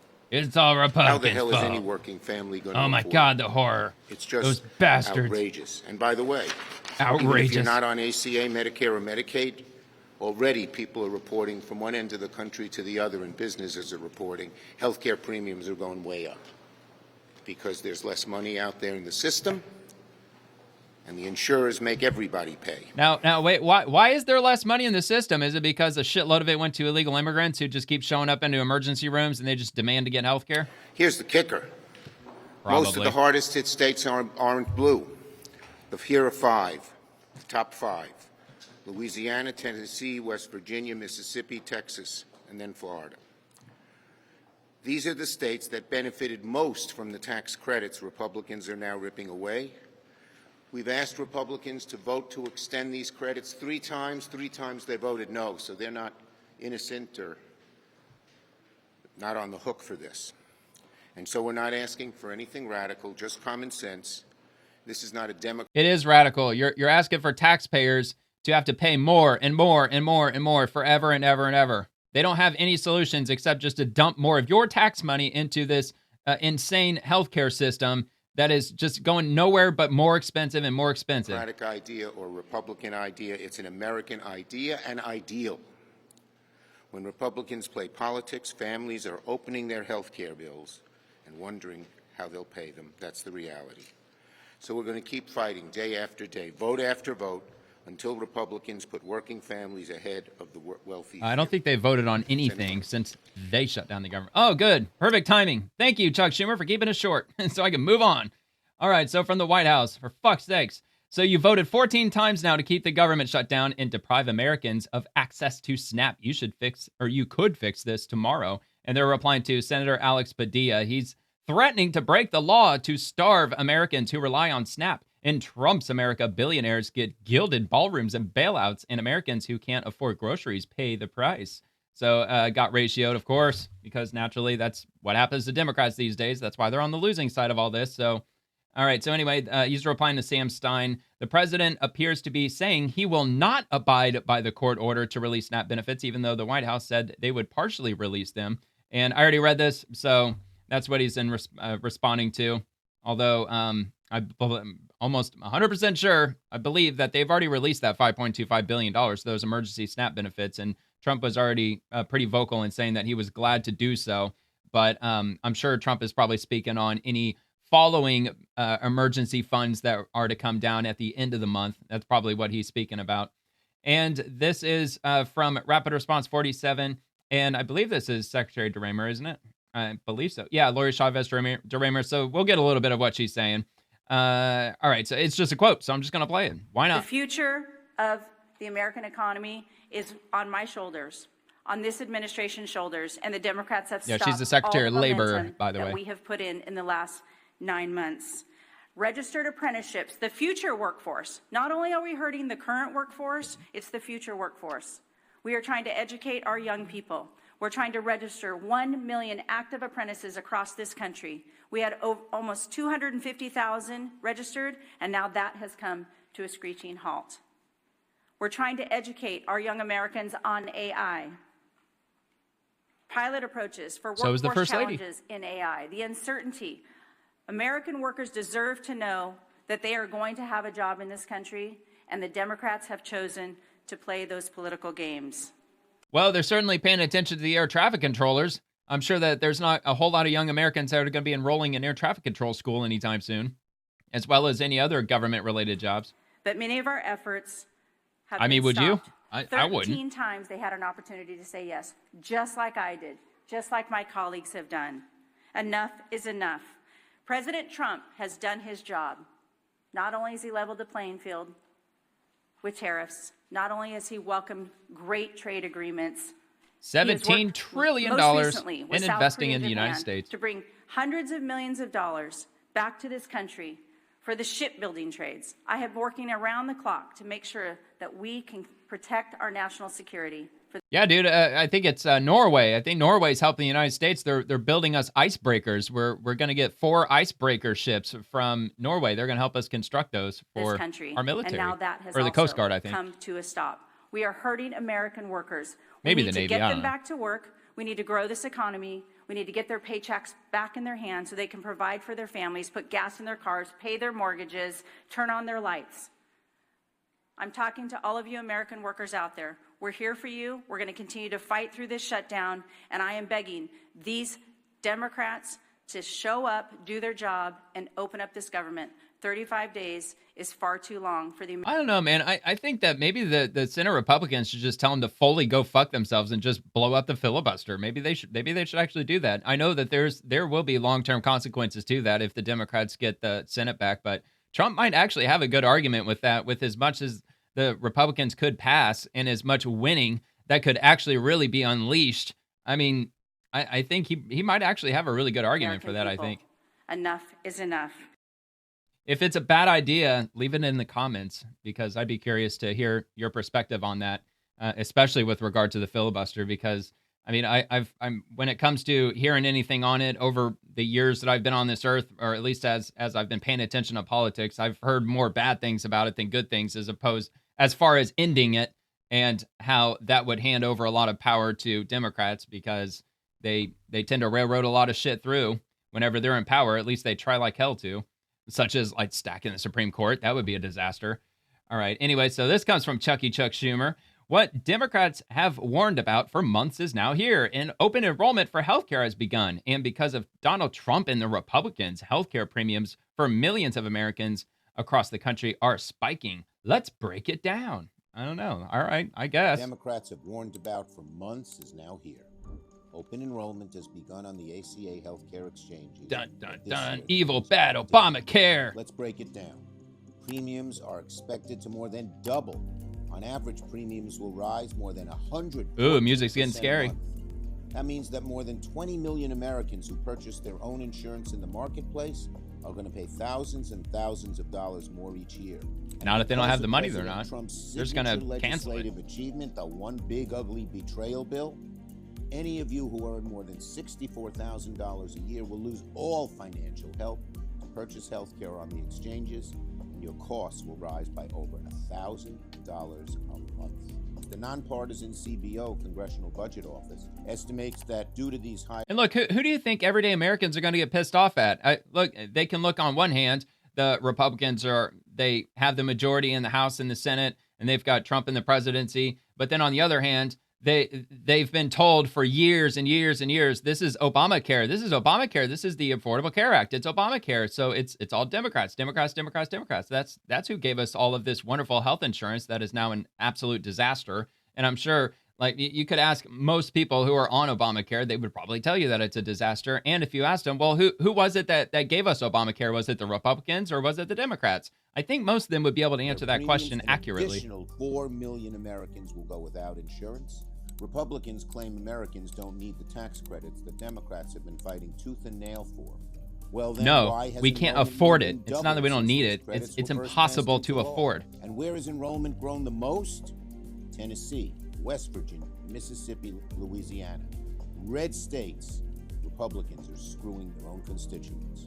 So what are Donald Trump, Mike Johnson, and John Thune doing about this crisis? Absolutely nothing. Oh, he's dropping fuck words. Oh, you know he means business now. Will continue to fight to lower your costs. The longer Republicans refuse to come to the table and negotiate, the worse off millions and millions of Americans will be. Chuck Schumer, the Democrat leader who caused the shutdown. All right, moving on to Dr. Roger Marshall. President Obama, in his own words, said that a government shutdown threatens the full faith and credit of the United States. Yet today's Democrats, captives of their far-left base, are doing exactly that. Yeah, Liz, well, certainly the shoe's on the other foot now, right? And even just think, so Barack Obama is a liberal Democrat, Chuck Schumer a liberal Democrat, but the Democrat Party has left them. They're now being controlled and ran by a far-left extreme, and the legacy media is right there complicit as well, that they love this story. Oh, dude, they've been far-left for a decade, Trump's man. Victories in China and the great trade agreements Think they're college done, professors. that the border's secure, that our families are safer, the price of gasoline's going down. Instead, they want to focus on this particular issue, hold our children hostage over their food.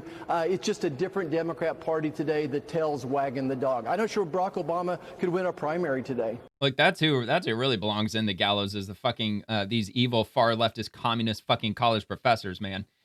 All right. Well, I was actually expecting them to actually play a clip of Barack Obama saying that, which we didn't get that, but all right, we'll move on. So we've got Scott Turner. I think he's housing, right? Yeah, Housing and Urban Development Secretary. And he says our colleagues on the left have forgotten why they were sent to Washington, D.C. Whether we are elected or appointed, we are called to serve the American people. Stop the political games, restore common sense, and open our government. What's your message for Democrats right now? Well, my message is this. You know, we have to put principle over politics. And right now, the left is using politics and disregarding principle. That principle is we have all been called to serve the American people for such a time as this. And politics have no place here. Compassionate common sense needs to come in place. The American people are dependent on us, those that have been voted in, those that have been elected, those that have been appointed. The American people are dependent on us to do the jobs that we've been called to do in the way we've been called to do them. And so my message to our colleagues on the left, to Democrats in Congress, think about those people who have elected you to carry out the job that you're supposed to be carrying out. Oh, they don't care, man. They're beholden to their party. They could give a fuck less about the American people. If we do that, then today we can open up the government and serve the people. Yep, they don't care. It's all about power. That's all they want. They just want power. They want their party to rule absolutely, and they want to drag us into a socialism hellhole.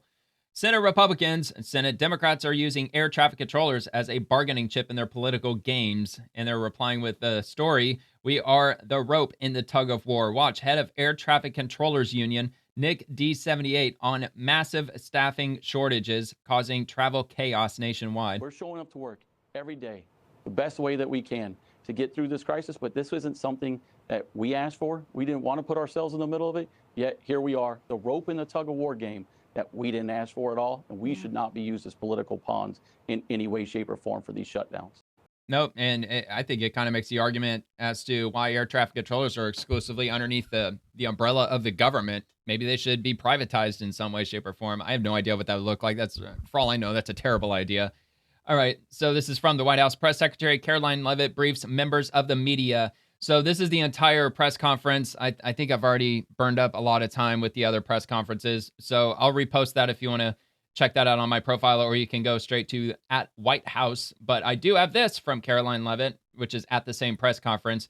With their reckless 35-day government shutdown, the Democrats are intentionally hurting American families, workers, and businesses to fight for free health care for illegal aliens and to appease their radical left-wing base. It's a total disgrace. We are now on day 35 of the Democrat government shutdown. The Democrats' obstructionism will break the record for the longest government shutdown in American history tonight. The Democrats are intentionally hurting American families, workers, and businesses with this shutdown to fight for free health care for illegal aliens and to appease their radical left-wing base. And it's a total disgrace.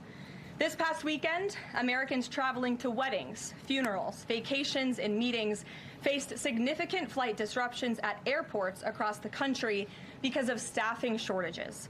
On Sunday alone, more than 5,000 flights traveling to and from U.S. airports were delayed. Yikes, Since the Democrat shutdown began, Holy four moly. times as many staffing shortages have been reported at air traffic control facilities compared to last year. TSA checkpoint wait times ballooned past 3 hours at Houston's George Bush Intercontinental Airport, with some passengers enduring up to 5 hours in line.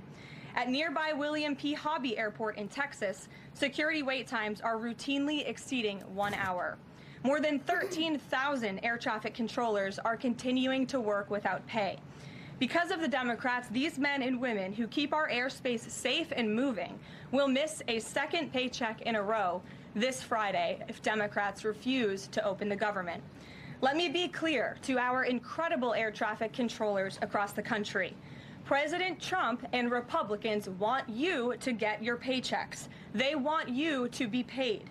Please call on your Democrat senators and tell them to side with President Trump and Republicans to vote to reopen the government.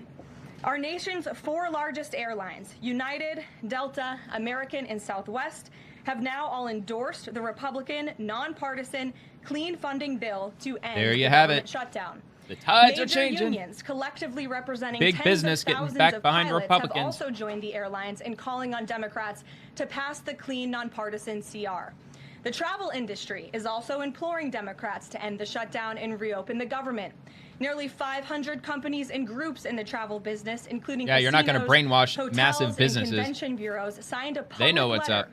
warning that America's travel economy has already lost $4 billion due to this Democrat shutdown, and they have called for the Republican CR to be passed, saying Americans expect and deserve a fully functioning federal government. There you go, during the man. peak Democrats are hanging holiday themselves. travel season. Never before have we seen private industry and union leadership so unified on the same issue, rallying behind Republicans in such a vocal way. The Democrats have completely lost the plot. They are endangering the safety, prosperity, and livelihoods of millions of Americans. Yo, I just thought of something. I wonder, like, once the NTSB investigates that UPS crash, do you think that might in any way have anything to do with maybe air traffic controllers under pressure?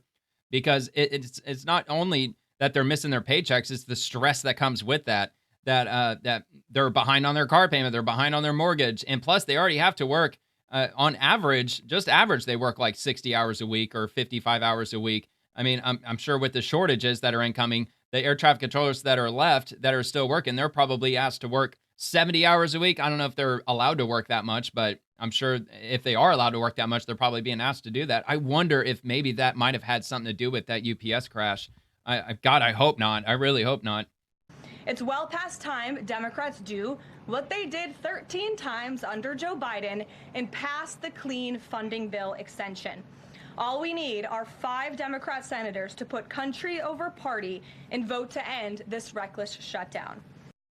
You know what? It probably, honestly, now that I'm thinking of it, it probably wasn't anything to do with air traffic controllers at all, probably because I believe I read that the plane was taking off, and if it was, if it ends up being the fault of an air traffic controller, that would be like a collision, wouldn't it? I mean, like that's what my assumption would be. It's probably just, having something to do with just the plane itself, most likely. But yeah, I don't know, man. I think just the Thanksgiving holiday alone, that is going to piss off so many people. And, when it affects you personally, that's when you start to get to the bottom of what's really going on. Like people, they'll sit and get gaslit by Democrats when they're sitting in the comfort of their own homes. But when their life gets turned upside down, that's when they start looking for the obvious answers. And the obvious answers are with the Republicans because 5 Democrat senators are refusing to open the government. Anyway, Senate Republicans, Senator Klobuchar has voted against funding SNAP 14 times since last month. And that's a whole nother thing, man. A lot of people who are going to be losing their SNAP benefits, they're going to be waking up, I would assume, to what's really going on.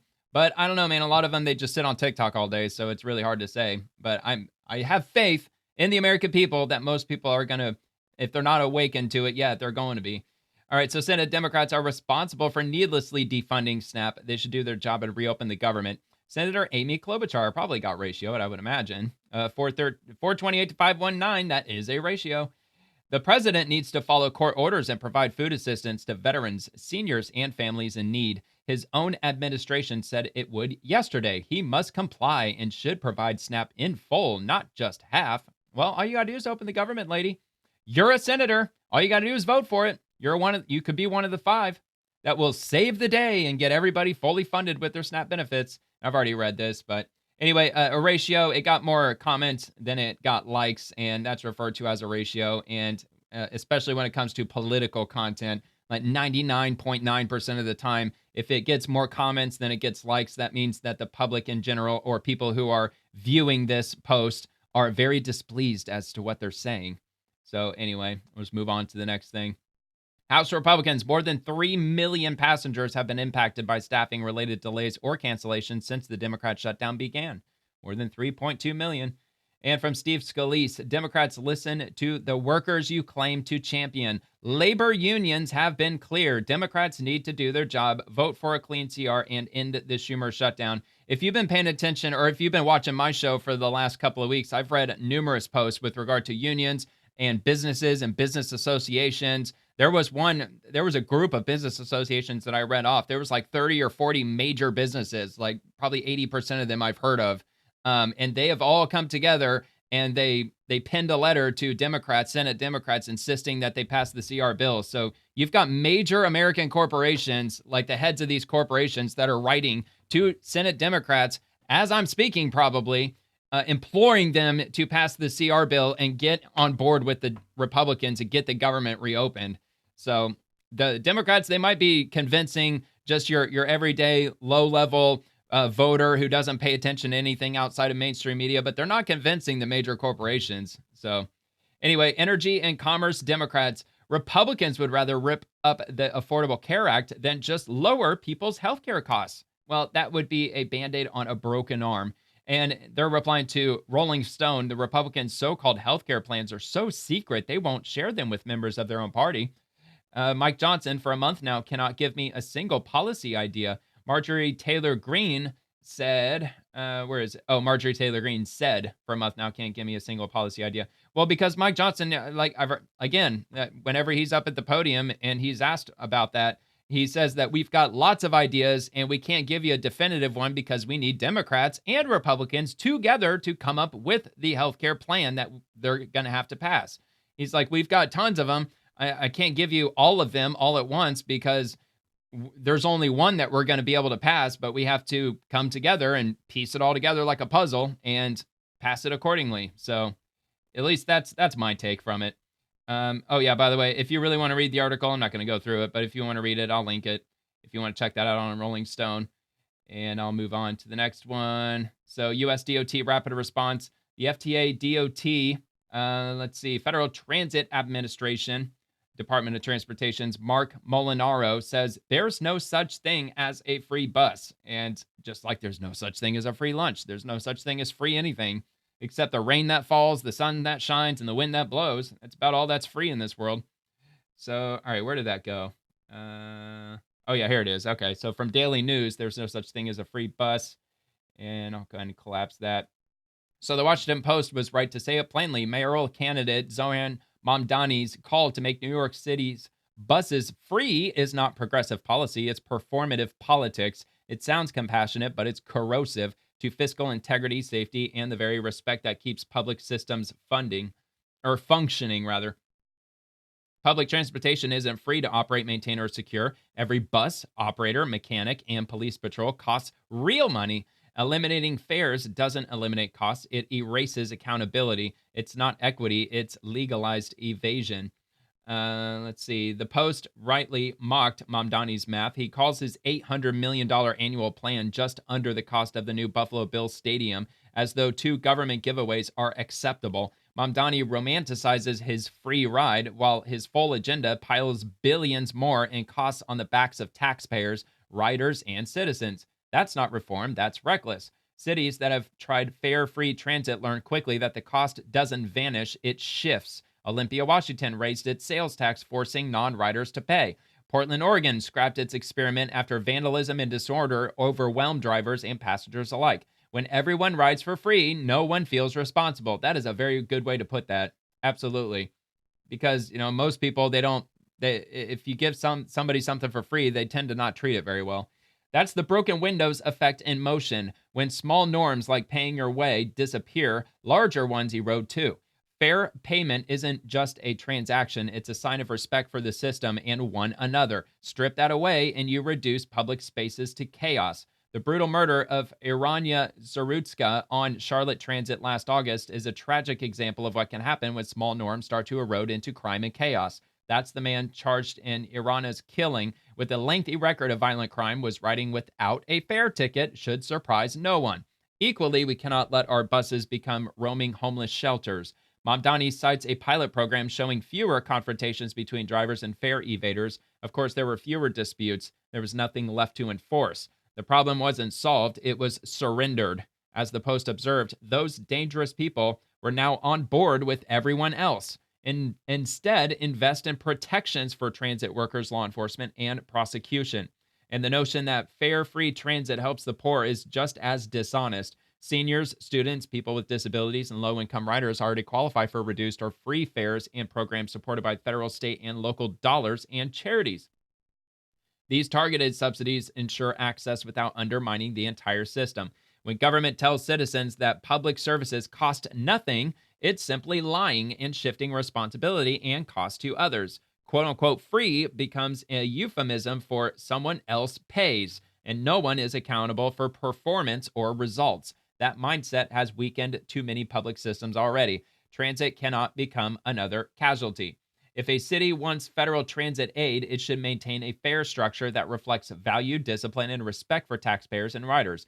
Fareless systems should not qualify for federal operating subsidies. Perhaps it's time to establish that line clearly. Public transit can be equitable and affordable, but not free of responsibility. Mamdani's free transit isn't progress, it's surrender. When leaders stop demanding responsibility, systems stop delivering results. Call it what it is, the death of accountability dressed up as compassion. Once that happens, decay isn't far behind. Free transit doesn't lift standards, it buries them. That is very well said. So I'm assuming that was an opinion. Yeah, an opinion piece. There's no such thing as a free bus. That was from Mark Molinaro, published today at 5 a.m. And moving on to NHTSA Gov, that is the official account of the National Highway Traffic Safety Administration. They say, Consumer Alert, Chrysler is issuing a park outside recall for more than 320,000 Jeep Wrangler and Jeep Grand Cherokee plug-in hybrid electric vehicles due to a risk of fire when parked or driving. So definitely don't park your Jeep in the garage if you have a Jeep within whatever years that they're going to be. All right, so here we go, right here at the top. So Chrysler has issued a new recall for 320,065 model year 2020 to 2025 Jeep Wrangler plug-in hybrid electric vehicles, as well as model year 2022 to 26 Jeep Grand Cherokee plug-in hybrid electric vehicles due to a risk of fire when parked or driven. Owners should park their vehicles outside and away from structures and other vehicles until their vehicle has been remedied. In addition, owners should not charge unrepaired vehicle batteries because the risk of fire is higher in a charged battery than when the battery is depleted. So what they're telling you is that if you're driving one of these 320,000 vehicles, you should not be charging your vehicle at all. It is a brick. It is a paperweight for now until they can get it fixed. So, I mean, I don't know what to tell you. This is why I drive a car from the 90s, because I don't trust all this shit, because this is what you get. Anyway, let's see. So the recall affects 228,221 Jeep Wranglers and 91,844 Jeep Grand Cherokee plug-in hybrid electric vehicles. Chrysler is aware of one injury potentially related to this defect. The affected vehicles may have a battery pack with cells that have separator damage, which may lead to a vehicle fire. This recall includes vehicles previously recalled and remedied after NHTSA recall number 24V-720. Chrysler is aware of 19 fires originating from the battery pack, including 9 in vehicles that received the remedy software. Chrysler has determined that the previous recall remedy is ineffective in detecting certain abnormalities in the battery that can lead to a fire. If an owner has previously had a remedy performed for this issue, they should check to confirm their vehicle is under this new recall and follow all instructions. I hope this is the website I was going to look for after reading this. Let's see. Check for recalls. Yep, this is it. This is it. It's on nhtsa.gov/recalls. You can take your VIN number and plug it right here, and it'll give you a list of all the recalls that pertain to your vehicle. So if you drive a Jeep Wrangler within those years or a Jeep Grand Cherokee, just take your VIN number. It's on your windshield. Very easy to find. You can also open up your driver's side door. It's also printed right there on your door, and you can have a look at it, plug it in right here, and it'll tell you if your vehicle is affected by that recall or not. And that'll be linked also in case you forget. It'll be in the description below. Secretary Sean Duffy, earlier today, a United flight from Houston to Washington, D.C. received a bomb threat. The flight landed safely at DCA. Passengers were evacuated, and law enforcement conducted a full search of the aircraft. The FAA News has received the all clear, and operations have resumed. I want to thank our brave men and women in law enforcement for their quick response. And yeah, there's no article that he linked with that, just a statement that the all clear has been given. From AG Pamela Bondi, during the Arctic frost investigation, we found that special counsel seized President Trump's government-issued phone. This means the Biden administration turned over President Trump's phone to special counsel in unprecedented action. In addition, special counsel subpoenaed all of President Trump's personal phone records. We can never again allow this kind of government weaponization in America. I submitted these new documents to our partners on Capitol Hill. I commend our team at the FBI for working diligently to expose this. That is insane, dude. They got a hold of his freaking phone, man. Absolutely crazy. This comes from Rick Scott. Arctic frost is an egregious abuse of power by Biden's DOJ and proof that no matter who you are, Democrats will stop at nothing to target Republicans and President Trump. We need accountability now. Thanks, Senator Ron Johnson, Congressman Byron Donalds for being here. This is ridiculous what's going on. This is the third time in my life I've been targeted by the executive branch. The latest is Jack Smith. All right, so he, I don't know why, but it was an attack against me, an attack against Ron, and a bunch of others, but really it was an attack against the Republican Party. Their goal was to destroy the Republican Party. So yeah, this I'm sure he's right. This is my third time. During the Biden hostile administration, takeover, man. They stole my They want tax records communism in this country. and disclosed them to ProPublica. Anything happened to ProPublica? Absolutely not. The Biden administration did nothing to them. I led the effort to fight against Hillary Care back under the Clinton administration. So as a result, I got the Clinton DOJ to investigate my company. So this has to stop. So a business person It's not going to. A senator can be targeted. Democrats are only going to double down more. Cannot be targeted, right? So I want to thank Senator Johnson, Senator Grassley for all their hard work. I want to thank Jim Jordan over in the House for their hard work. We have got to get to the bottom of this. This has got to stop. I want to thank Congressman Byron Donalds he's calling on Judge Boasberg to be. Well, Republicans, man, impeached. they got to find their balls, man. Out of office. This is and the DOJ does too.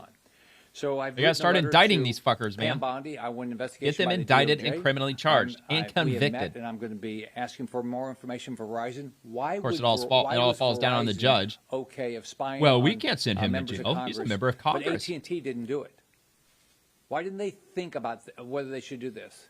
Why didn't they think about this rather than just go forward, give my text, my voicemail, bank information, all that stuff? So because they probably have a lot of left-wingers working in those companies. That would be my guess. Has to stop. I want to thank everybody that's involved in doing and getting to the bottom of this. This has to stop. These people need to be brought to justice. Whatever they shouldn't be Judge Boyce shouldn't have the power of a judge. He should be impeached or he should resign. And Jack Smith, we've got to find out exactly what that's happened. not happening. And if appropriate, he needs to be indicted. Yeah, he's absolutely right. I can't believe that he's already been investigated 3 times, man. That is absolutely insane. I mean, he's a member of Congress. He's in the Senate. So I don't know, man. The Republicans, they've got the majority. So I guess the ball's in their court. I mean, nothing's going to happen if the Democrats take back over. That's for damn sure. All right, I got another one from AG Pam Bondi. Thank you to U.S. Attorney Haba and FBI Deputy Director Dan Bongino for working with us to investigate the bomb threats in New Jersey. We are on it. This Department of Justice is committed to free, fair, and safe elections. And we also have from U.S. Attorney Haba, we will ensure all voters can exercise their right to vote today in a safe manner. We are monitoring with our state and local authorities. And this comes from AAG Harmeet Dillon. Deeply concerning. Let's see, where does this lead? Okay, bomb threat reported at several Patterson polling places, including where I am school number 10. Wow, man. Yeah, doing everything they can to stop the Republicans, I guess. Okay, so let me go back, see if there's anything there, and covered that. All right, I think I covered that, right? Yeah, I think so. Okay, so we'll move on. FBI Boston breaking. Special agents and officers with FBI Boston's Joint Terrorism Task Force and Harvard University Police Department have arrested 2 Massachusetts men in connection with an explosion at Harvard Medical School. Details to follow at a 1 p.m. news conference at DMA News 1, U.S. Attorney Massachusetts, at the federal courthouse in Boston. Watch it live. Well, don't mind if I do. I got it right here. So let's take a look at this. Full screen it. I think the quality improved. Good morning, everyone. There we go. Good afternoon. This morning, 2 arrests were made in connection with an explosion that occurred on the campus of the Harvard Medical School in Boston on Saturday, November 1st crazy day today, right? 2:45 a.m. 18-year-old Logan David Patterson and 20-year-old Dominique Frank Cardoza were taken into custody early this morning and charged for their alleged involvement in the explosion. Uh-oh. Oh, shit. Oh, shit. All right, well, let me refresh it. Maybe that was why. I had this tabbed up before I started, so that could have been why. All right, let's try this again. Oh, no. Is it going to make me log in? Maybe it's going to make me log in. Ah, shit, man. I don't even know what the hell my login is. All right, let me see. All right, I'm back. I had to do some digging. Magic of the pause button, but I'm signed in. I got it all already, so hopefully it'll work this time. Okay, so let me skip ahead a little bit. Walking near the medical school and lighting what appeared to be a Roman candle fireworks. Approximately 10 minutes later, the defendants were allegedly seen climbing scaffolding on the side of 220 Longwood Avenue and accessing the roof. A short time later, campus police were alerted to a fire alarm from an explosion on the 4th floor of the building, which houses a research laboratory for Harvard Medical School's Department of Neurobiology. Security video showed the defendants allegedly exiting the building through a first-floor emergency exit and fleeing the area in opposite directions between 12:45 and 2:50 a.m. Apparently, they were aware that they may have been caught on security footage because they began ditching distinctive items of clothing that they were previously wearing. According to the charging documents, they get in there the 2 in the morning? explosive, which detonated inside a research laboratory locker, is believed to have been a large commercial firework. Following the release of the suspect's photos, members of the public called authorities, identifying Cardoza. Yeah, I wonder if they weren't far leftists. Isn't that typically the explosives that they usually like to use, especially those with Antifa? Isn't that their favorite weapon? These stupid fucking mortars that they keep Patterson firing off? As the alleged culprits. Thanks to a number of principled individuals who did the right thing and called authorities when they recognized Patterson and Cardoza, investigators were able to quickly piece together surveillance videos, comb through evidence, and positively identify them as alleged perpetrators of the charged crime. I want to add that we are very early in the investigation, and the criminal complaint filed today is all that will be public for now. The investigation is very much ongoing. Anxiety levels naturally rise when the public learns that an explosion was intentionally caused. I would say those levels may rise even higher in the Boston area. Luckily, our local police, campus police, state police, and federal authorities responded immediately and worked collaboratively through the weekend to ensure that this incident was in fact isolated and to identify those who are alleged to have caused it. It took an immense amount of law enforcement resources to determine quickly that there was no continuing threat to the surrounding community. The conduct alleged in the charging documents was not only irresponsible and risky, it was criminal. And there are consequences for those who commit federal crimes. Lastly, I want to thank the FBI and the JTTF partners, including the Boston PD, the Massachusetts State Police, the Harvard, Wentworth, and local police departments, and the Boston Fire Department, all of whom responded to this concerted effort as a result of the incidents that occurred, and as well as the prosecutors in my office for their swift and decisive actions that resolved this matter quickly.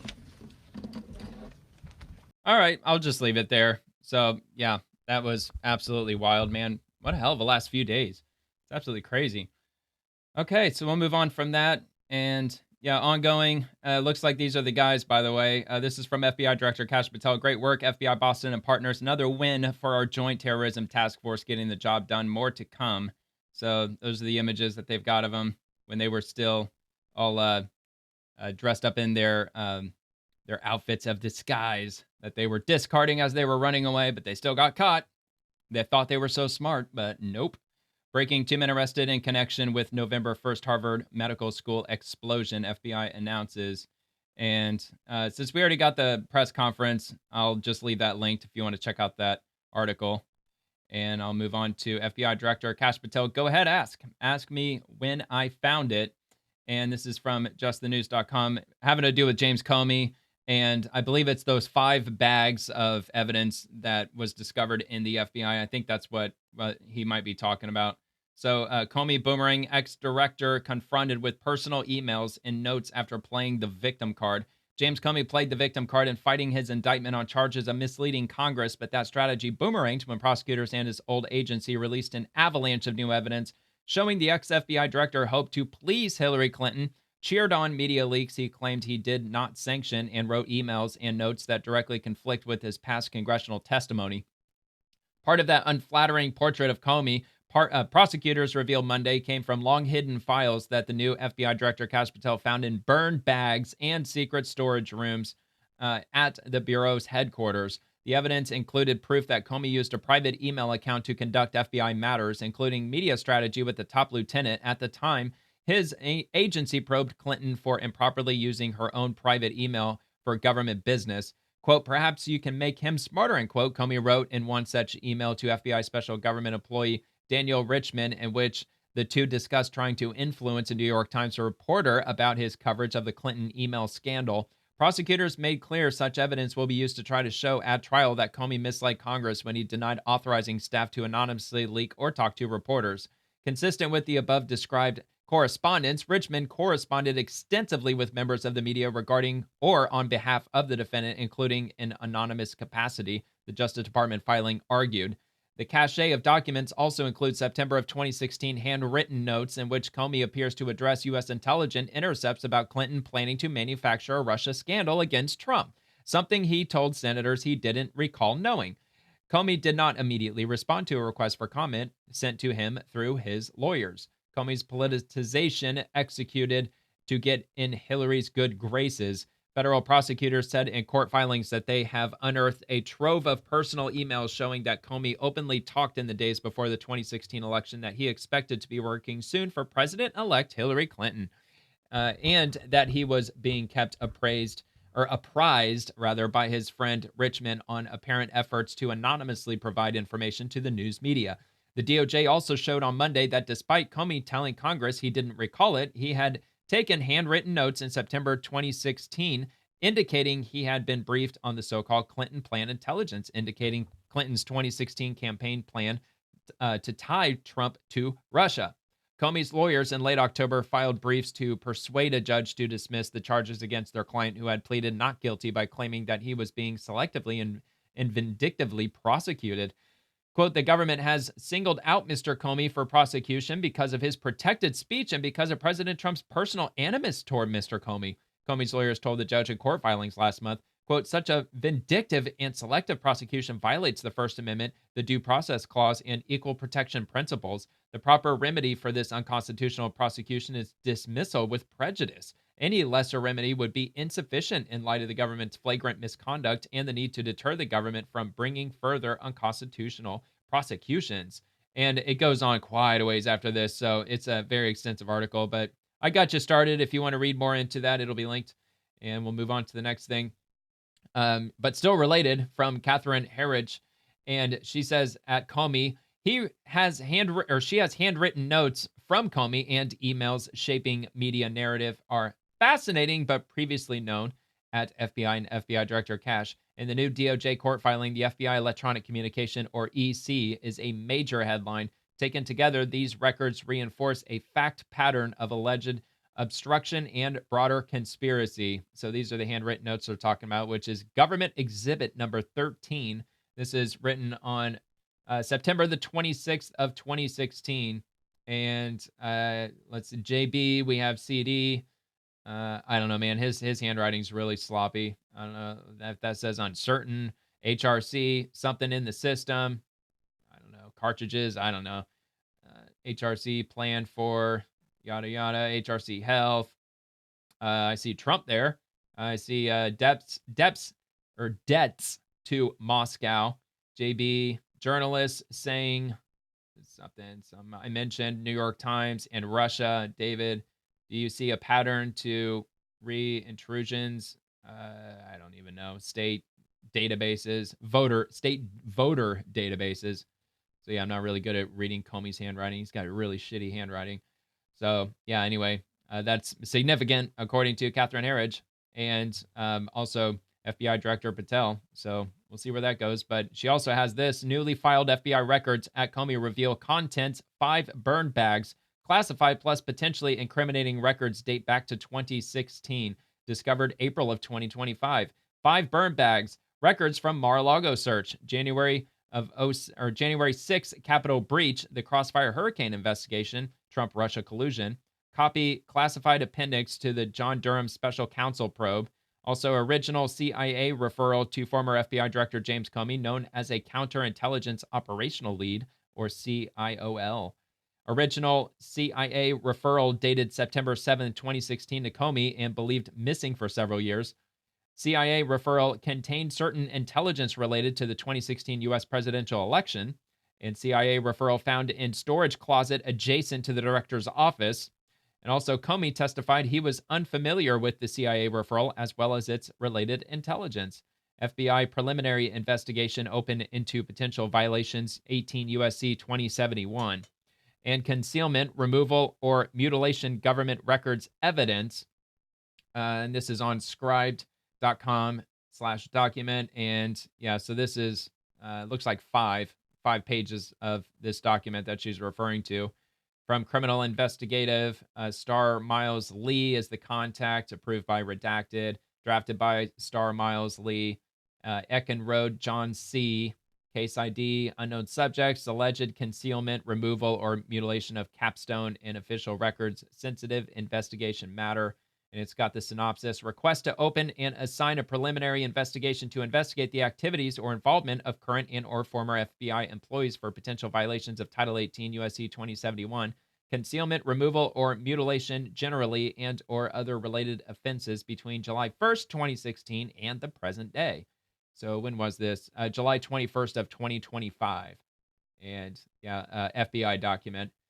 And let's see, in quotes, it says it appears to be a hasty and chaotic effort by certain employees to collect senior management officials' records in advance of the anticipated transition of a new team of FBI executives taking control after the presidential inauguration. And they've got more, or another image that she took, citing burn bags. Let's see, discovery was in April of 2025, April 15th, and hidden 2025. Looks like it says inauguration, and so on and so forth. CIA to former FBI Director James Comey, known as the counterintelligence operational lead, so on and so forth. So just more evidence coming out of those burn bags that they're investigating further. That's ongoing. And this comes from Chief Michael W. Banks. Creepier caught. Law enforcement authorities in Thief River Falls, Minnesota, got word about a man following teenage girls around town. U.S. Border Patrol agents wasted no time identifying the man. Turns out he's a Nicaraguan national illegally present in the U.S. He's listed as an immigration absconder for failing to follow with ICE's reporting requirements. He's in custody pending deportation proceedings. And there's the asshole right there. Your final day here in this country because you fucked up, dude. All right, CBP getting the worst of the worst out of Chicago. CBP apprehended this Afghan illegal alien, originally admitted as a refugee. Within 11 days of arriving in the U.S., he was arrested for assault. Later crimes included larceny, receiving stolen property, breaking and entering, unlawful use of a motor vehicle. Criminal illegal aliens are not welcome in America. And again, this was in Chicago. In Chicago. There he is, asshole from Afghanistan, going back. And from Homeland Security, we're coming for you if you are an illegal alien driving on America's highways. Under Secretary Noem's leadership, ICE is partnering with state and local law enforcement to assist federal and immigration officers in our effort to make America safe again. We're working with state and local law enforcement under 287G agreements to crack down and remove these public safety threats from American roads. And they're responding with, from Jenny Tyre. Scoop. Illegal immigrants are obtaining vehicle registrations in the state of Texas without driver's licenses. State Rep. Brian E. Harrison recently received alarming reports of illegal immigrants being able to register their vehicles, and his office is now probing state officials to stop this. This comes as ICE made over 120 arrests on Houston roadways in a single day last week. And they tagged in Real Daily Wire. Texas House of Representatives Brian Harrison. Dear Chair Baccaris, as you are aware, during the open border presidency of Joe Biden and Kamala Harris, the United States and Texas specifically was invaded by millions of illegal immigrants, including violent murderers, terrorists, and drug cartels. While President Trump has taken unprecedented action to secure our border to a historically unmatched level, it is systematically working to deport illegal aliens. It is incumbent on the Texas government to ensure all resources are being used to assist in these efforts. However, my office recently received alarming reports of illegal immigrants being able to register their vehicles in the state of Texas. To my shock, upon investigation, my office has verified that these reports are in fact real. According to Texas Transportation Code Section 502.040B, the Texas Department of Motor Vehicles, DMV, has been given broad authority by the legislature to determine what personal identification must be presented in order to register a vehicle. I am writing today to inquire what steps, if any, the DMV has taken and is implementing to determine whether the owner of the vehicle is a citizen or lawfully in the country before issuing vehicle registrations. If no such verification is occurring, then please consider this letter to be my formal request for DMV to immediately promulgate any and all necessary rules to ensure no vehicle is being registered by illegal immigrants in Texas. If DMV fails to take prompt and efficacious action to solve this problem, I will file legislation to require DMV verify lawful status before issuing registrations. Thank you for your attention to this matter, important matter, and I look forward to working with you on it. For Liberty, Brian Harrison, and CC'd Governor Greg Abbott. Moving on to Operation Inherent Resolve. Iraqi security forces now fully certified for independent airstrikes. What? Dude. Iraq, they've gone a very long way since I've last heard as to what's going on out there.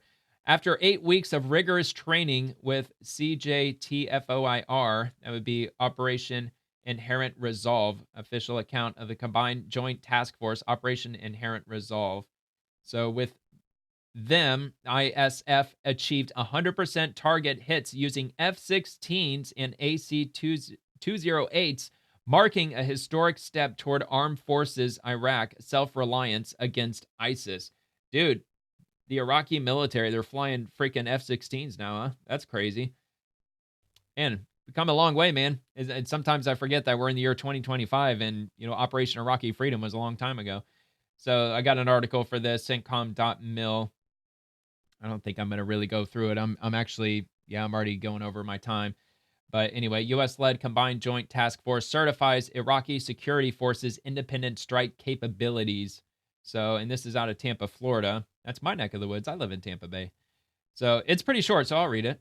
A U.S.-led Combined Joint Task Force validated Iraqi security forces' ISF capacity to independently manage their combat strike process October 27, marking a major milestone in Iraq's transition to assuming a leading role in regional operations. Combined Joint Task Force Operation Inherent Resolve validated the ISF's certification of their strike capabilities during a capstone live-fire exercise in Iraq. ISF personnel successfully completed the targeting cycle under adverse real-world conditions, demonstrating targeting proficiency without support from U.S. or coalition personnel. Quote, this achievement demonstrates the ISF's readiness to independently suppress ISIS threats anywhere in Iraq, end quote, said Brig Gen Stephen T. Rivera, the Military Advisory Group Director for CJTF-OIR. Quote, it is a clear example of our successful partnership with Iraq as we transition to a bilateral security partnership, end quote. Established in 2014, CJTF-OIR's mandate is to advise, assist, and enable partner forces in the fight to defeat ISIS. Quote, ISIS conventional threat has been degraded and its fighters are dispersed, said Rivera. Iraqi counterterrorism forces have also expanded their capacity, expertise, and equipment to become markedly more capable. And we'll move on to the next one. U.S. Department of Energy. The Department of Energy is reinvigorating the American coal industry by extending plant lifetimes, improving efficiency, and strengthening the reliability of the U.S. power grid. This is on Newsmax, as soon as it decides to load. Energy Department, $100 million to modernize U.S. coal power plants. And that is unrelated. Looks like it's election related. The Department of Energy has announced a new $100 million funding opportunity to refurbish and modernize the nation's coal-fired power plants. The initiative, outlined in a newly issued Notice of Funding Opportunity, or NOFO, it aims to extend plant lifetimes, boost efficiency, and strengthen the reliability of the U.S. power grid. The funding follows DOE's September plan to invest $625 million to revitalize the U.S. coal industry. Quote, for years, the Biden and Obama administrations relentlessly targeted America's coal industry and workers, resulting in the closure of reliable power plants and higher electricity costs, Secretary of Energy Chris Wright wrote in a statement. Thankfully, President Donald Trump has ended the war on American coal and is restoring common sense energy policies that put Americans first. Quote, these projects will help keep America's coal plants operating and ensure the United States has the reliable and affordable power it needs to keep the lights on and power our future. The NOFO invites projects focused on advanced wastewater management, retrofits enabling coal to gas fuel flexibility, and the development of efficient coal natural gas co-firing systems. Selected projects will be managed by DOE's National Energy Technology Laboratory under the Office of Fossil Energy. Applications are due by January 7th of next year.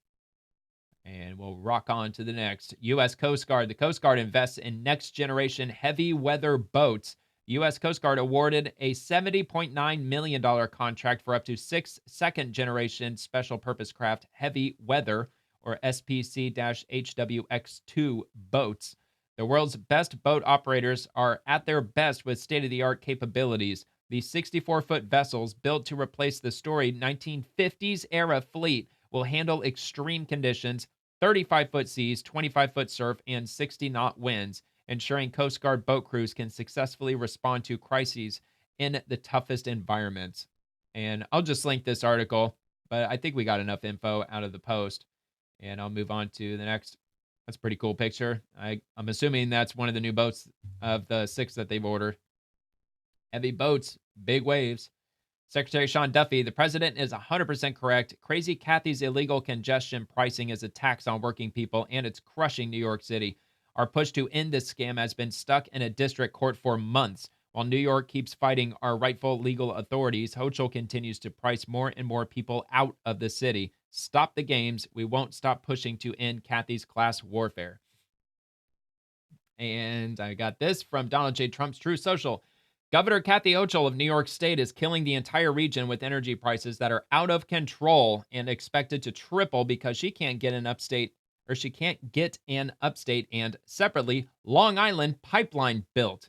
All of Connecticut, including its governor and New England, are really angry at her. New York City is getting killed by her ridiculous congestion pricing, where people have to pay a fortune to come into Manhattan, so they just don't come. The place is a ghost town. I'm going to ask our Transportation Secretary, Sean Duffy, to take a good long look at terminating New York City's congestion pricing. The entire state is going to hell, so the federal government will, if necessary, get involved. We shall see. Secretary Brooke Rollins, and she is the Secretary of Agriculture under the president's direction. Following up on President Trump's historic trade deal with China, other countries are lining up to buy American soybeans. Today, Bangladesh, their top 3 soy crushing companies, agreed to purchase $1 billion of U.S. soybeans over the next year. That's 3 times more U.S. soybeans than Bangladesh purchased in 2024. Hell yeah. Thank you, President Trump, for leading the way and promoting U.S. agriculture globally. We will continue to aggressively open up markets for U.S. farmers across the globe. And from the United States Trade Representative, President Trump bags another win for American farmers, securing $1.25 billion in purchases of U.S. soybeans and soybean meal from Bangladesh's agricultural industry. The Trump administration continues to work with Bangladesh to reduce our goods trade deficit and expand American farmers and producers' market access. President Trump delivers $1.25 billion. We got this for Secretary Brooke Rollins once again, and this is why the data I asked for is so important. Just wait until we share the initial numbers. Stunning. I think this is a fantastic idea. Check this out from MAGA Nation. Raise your hand if you think Secretary Rollins should make every SNAP recipient reapply for benefits. It's the best way to remove bots, deceased accounts, and illegal recipients. Secretary Rollins is tagged. Let's make sure she hears us loud and clear. And she heard him loud and clear. She not only responded, but she reposted this exact post here. So let's hear what she says in this. Day one of USDA, February 13th, is we sent letters to every governor in America being very clear that no illegal aliens can use SNAP. 0, 0, 0. We asked every state for the first time in history, and this was in February, to send us their data and let us, with Doge and a war room, actually start going through this data to better understand how this explosion of SNAP benefits happened under Joe Biden. We increased.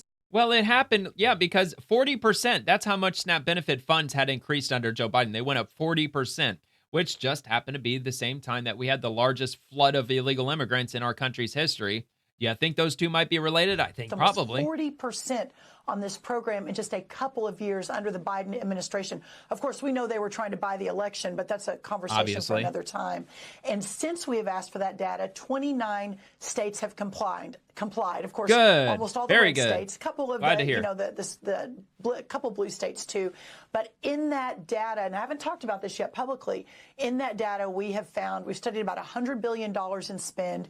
We have found thousands and thousands of illegal use of the EBT card. We have been moving people off of SNAP. We've got almost 700,000 people, I think, we've moved off just since the president took office. A lot of criminal charges. We've arrested about 118 people. So this has been ongoing. But, Rachel, to your point, what this conversation has allowed is a national spotlight on a broken and corrupt program. We found one guy in 6 different states getting a benefit. We found about 5,000 people that are dead who are still getting benefits. Like, it is time to drastically reform this program so that we can make sure that those who are truly needy, truly vulnerable, are getting what they need, and the rest of the corruption goes away and we can serve the American taxpayer. Yeah, and I'm sure all this data they're coming through is just initial. Like I'm sure they haven't even gotten really all that far into it. But yeah, man, 40% increase under Joe Biden with the SNAP benefits at the exact same time that they were letting illegal immigrants flood the fucking country. So yeah, think they might be related? I think so. All right, so from the Department of State, the United States is providing an initial $11 million in foreign assistance to support communities in Jamaica impacted by Hurricane Melissa. This will include emergency food supplies for up to 40,000 people affected by the hurricane, installation of 6 water treatment systems, emergency shelter materials, and more. It's a quick little clip. I want to announce that the United States is providing an initial $11 million in assistance to the Jamaican people for humanitarian relief in the aftermath of Hurricane Melissa. Dude, that was a nasty fucking hurricane. Look at this. Hold on. Here, let me go back a little bit. Look at these trees. This is in Jamaica, by the way, where all the trees are green. They're luscious. It's beautiful green landscape, and that hurricane stripped every leaf off of every single tree, man. Melissa. 185-mile-an-hour winds. Absolutely crazy. But that's good we're delivering assistance. I mean, they absolutely could use the assistance. It'd be nice if we had more money to give to them, that we weren't dumping into the laps of illegal immigrants that were flooding into our freaking country. All right, so we got this from U.S. Department of Energy. I think I'm getting, yeah, this is actually the last one. So Secretary Wright discusses AI and nuclear with Laura Trump. AI is going to rapidly accelerate our ability to make nuclear reactors fast, cheap, and get more power. These innovations would not have been possible under a heavy, bureaucratic, afraid of our shadow government. Check it out. Tell me how we're going to see AI combine with nuclear to benefit the American people. The technology is fantastic. Small amount of land, small amount of fuel can generate a massive amount of energy. But how do we operate them efficiently and build them cheaply and make it happen fast? AI is going to rapidly accelerate our ability to make reactors fast, cheap, and get more power. And you get more reactors online and more power. That's going to accelerate AI. You get a virtuous circle. What about cold fusion? You think AI is going to figure that one out? AI better. But these are the kind of innovations and bold moves that wouldn't have been possible under a heavy, bureaucratic, afraid of our shadow government. I think President Trump's bold leadership is unleashing American innovation. All right, there we go. And that is going to wrap up the episode.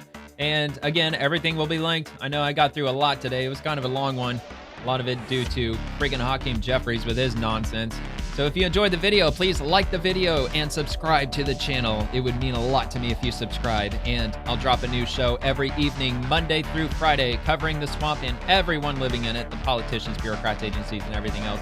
I also post daily episodes on X, so feel free to comment over there too if you'd like. Thank you so much for watching. I hope you have a great rest of your night, and God bless America.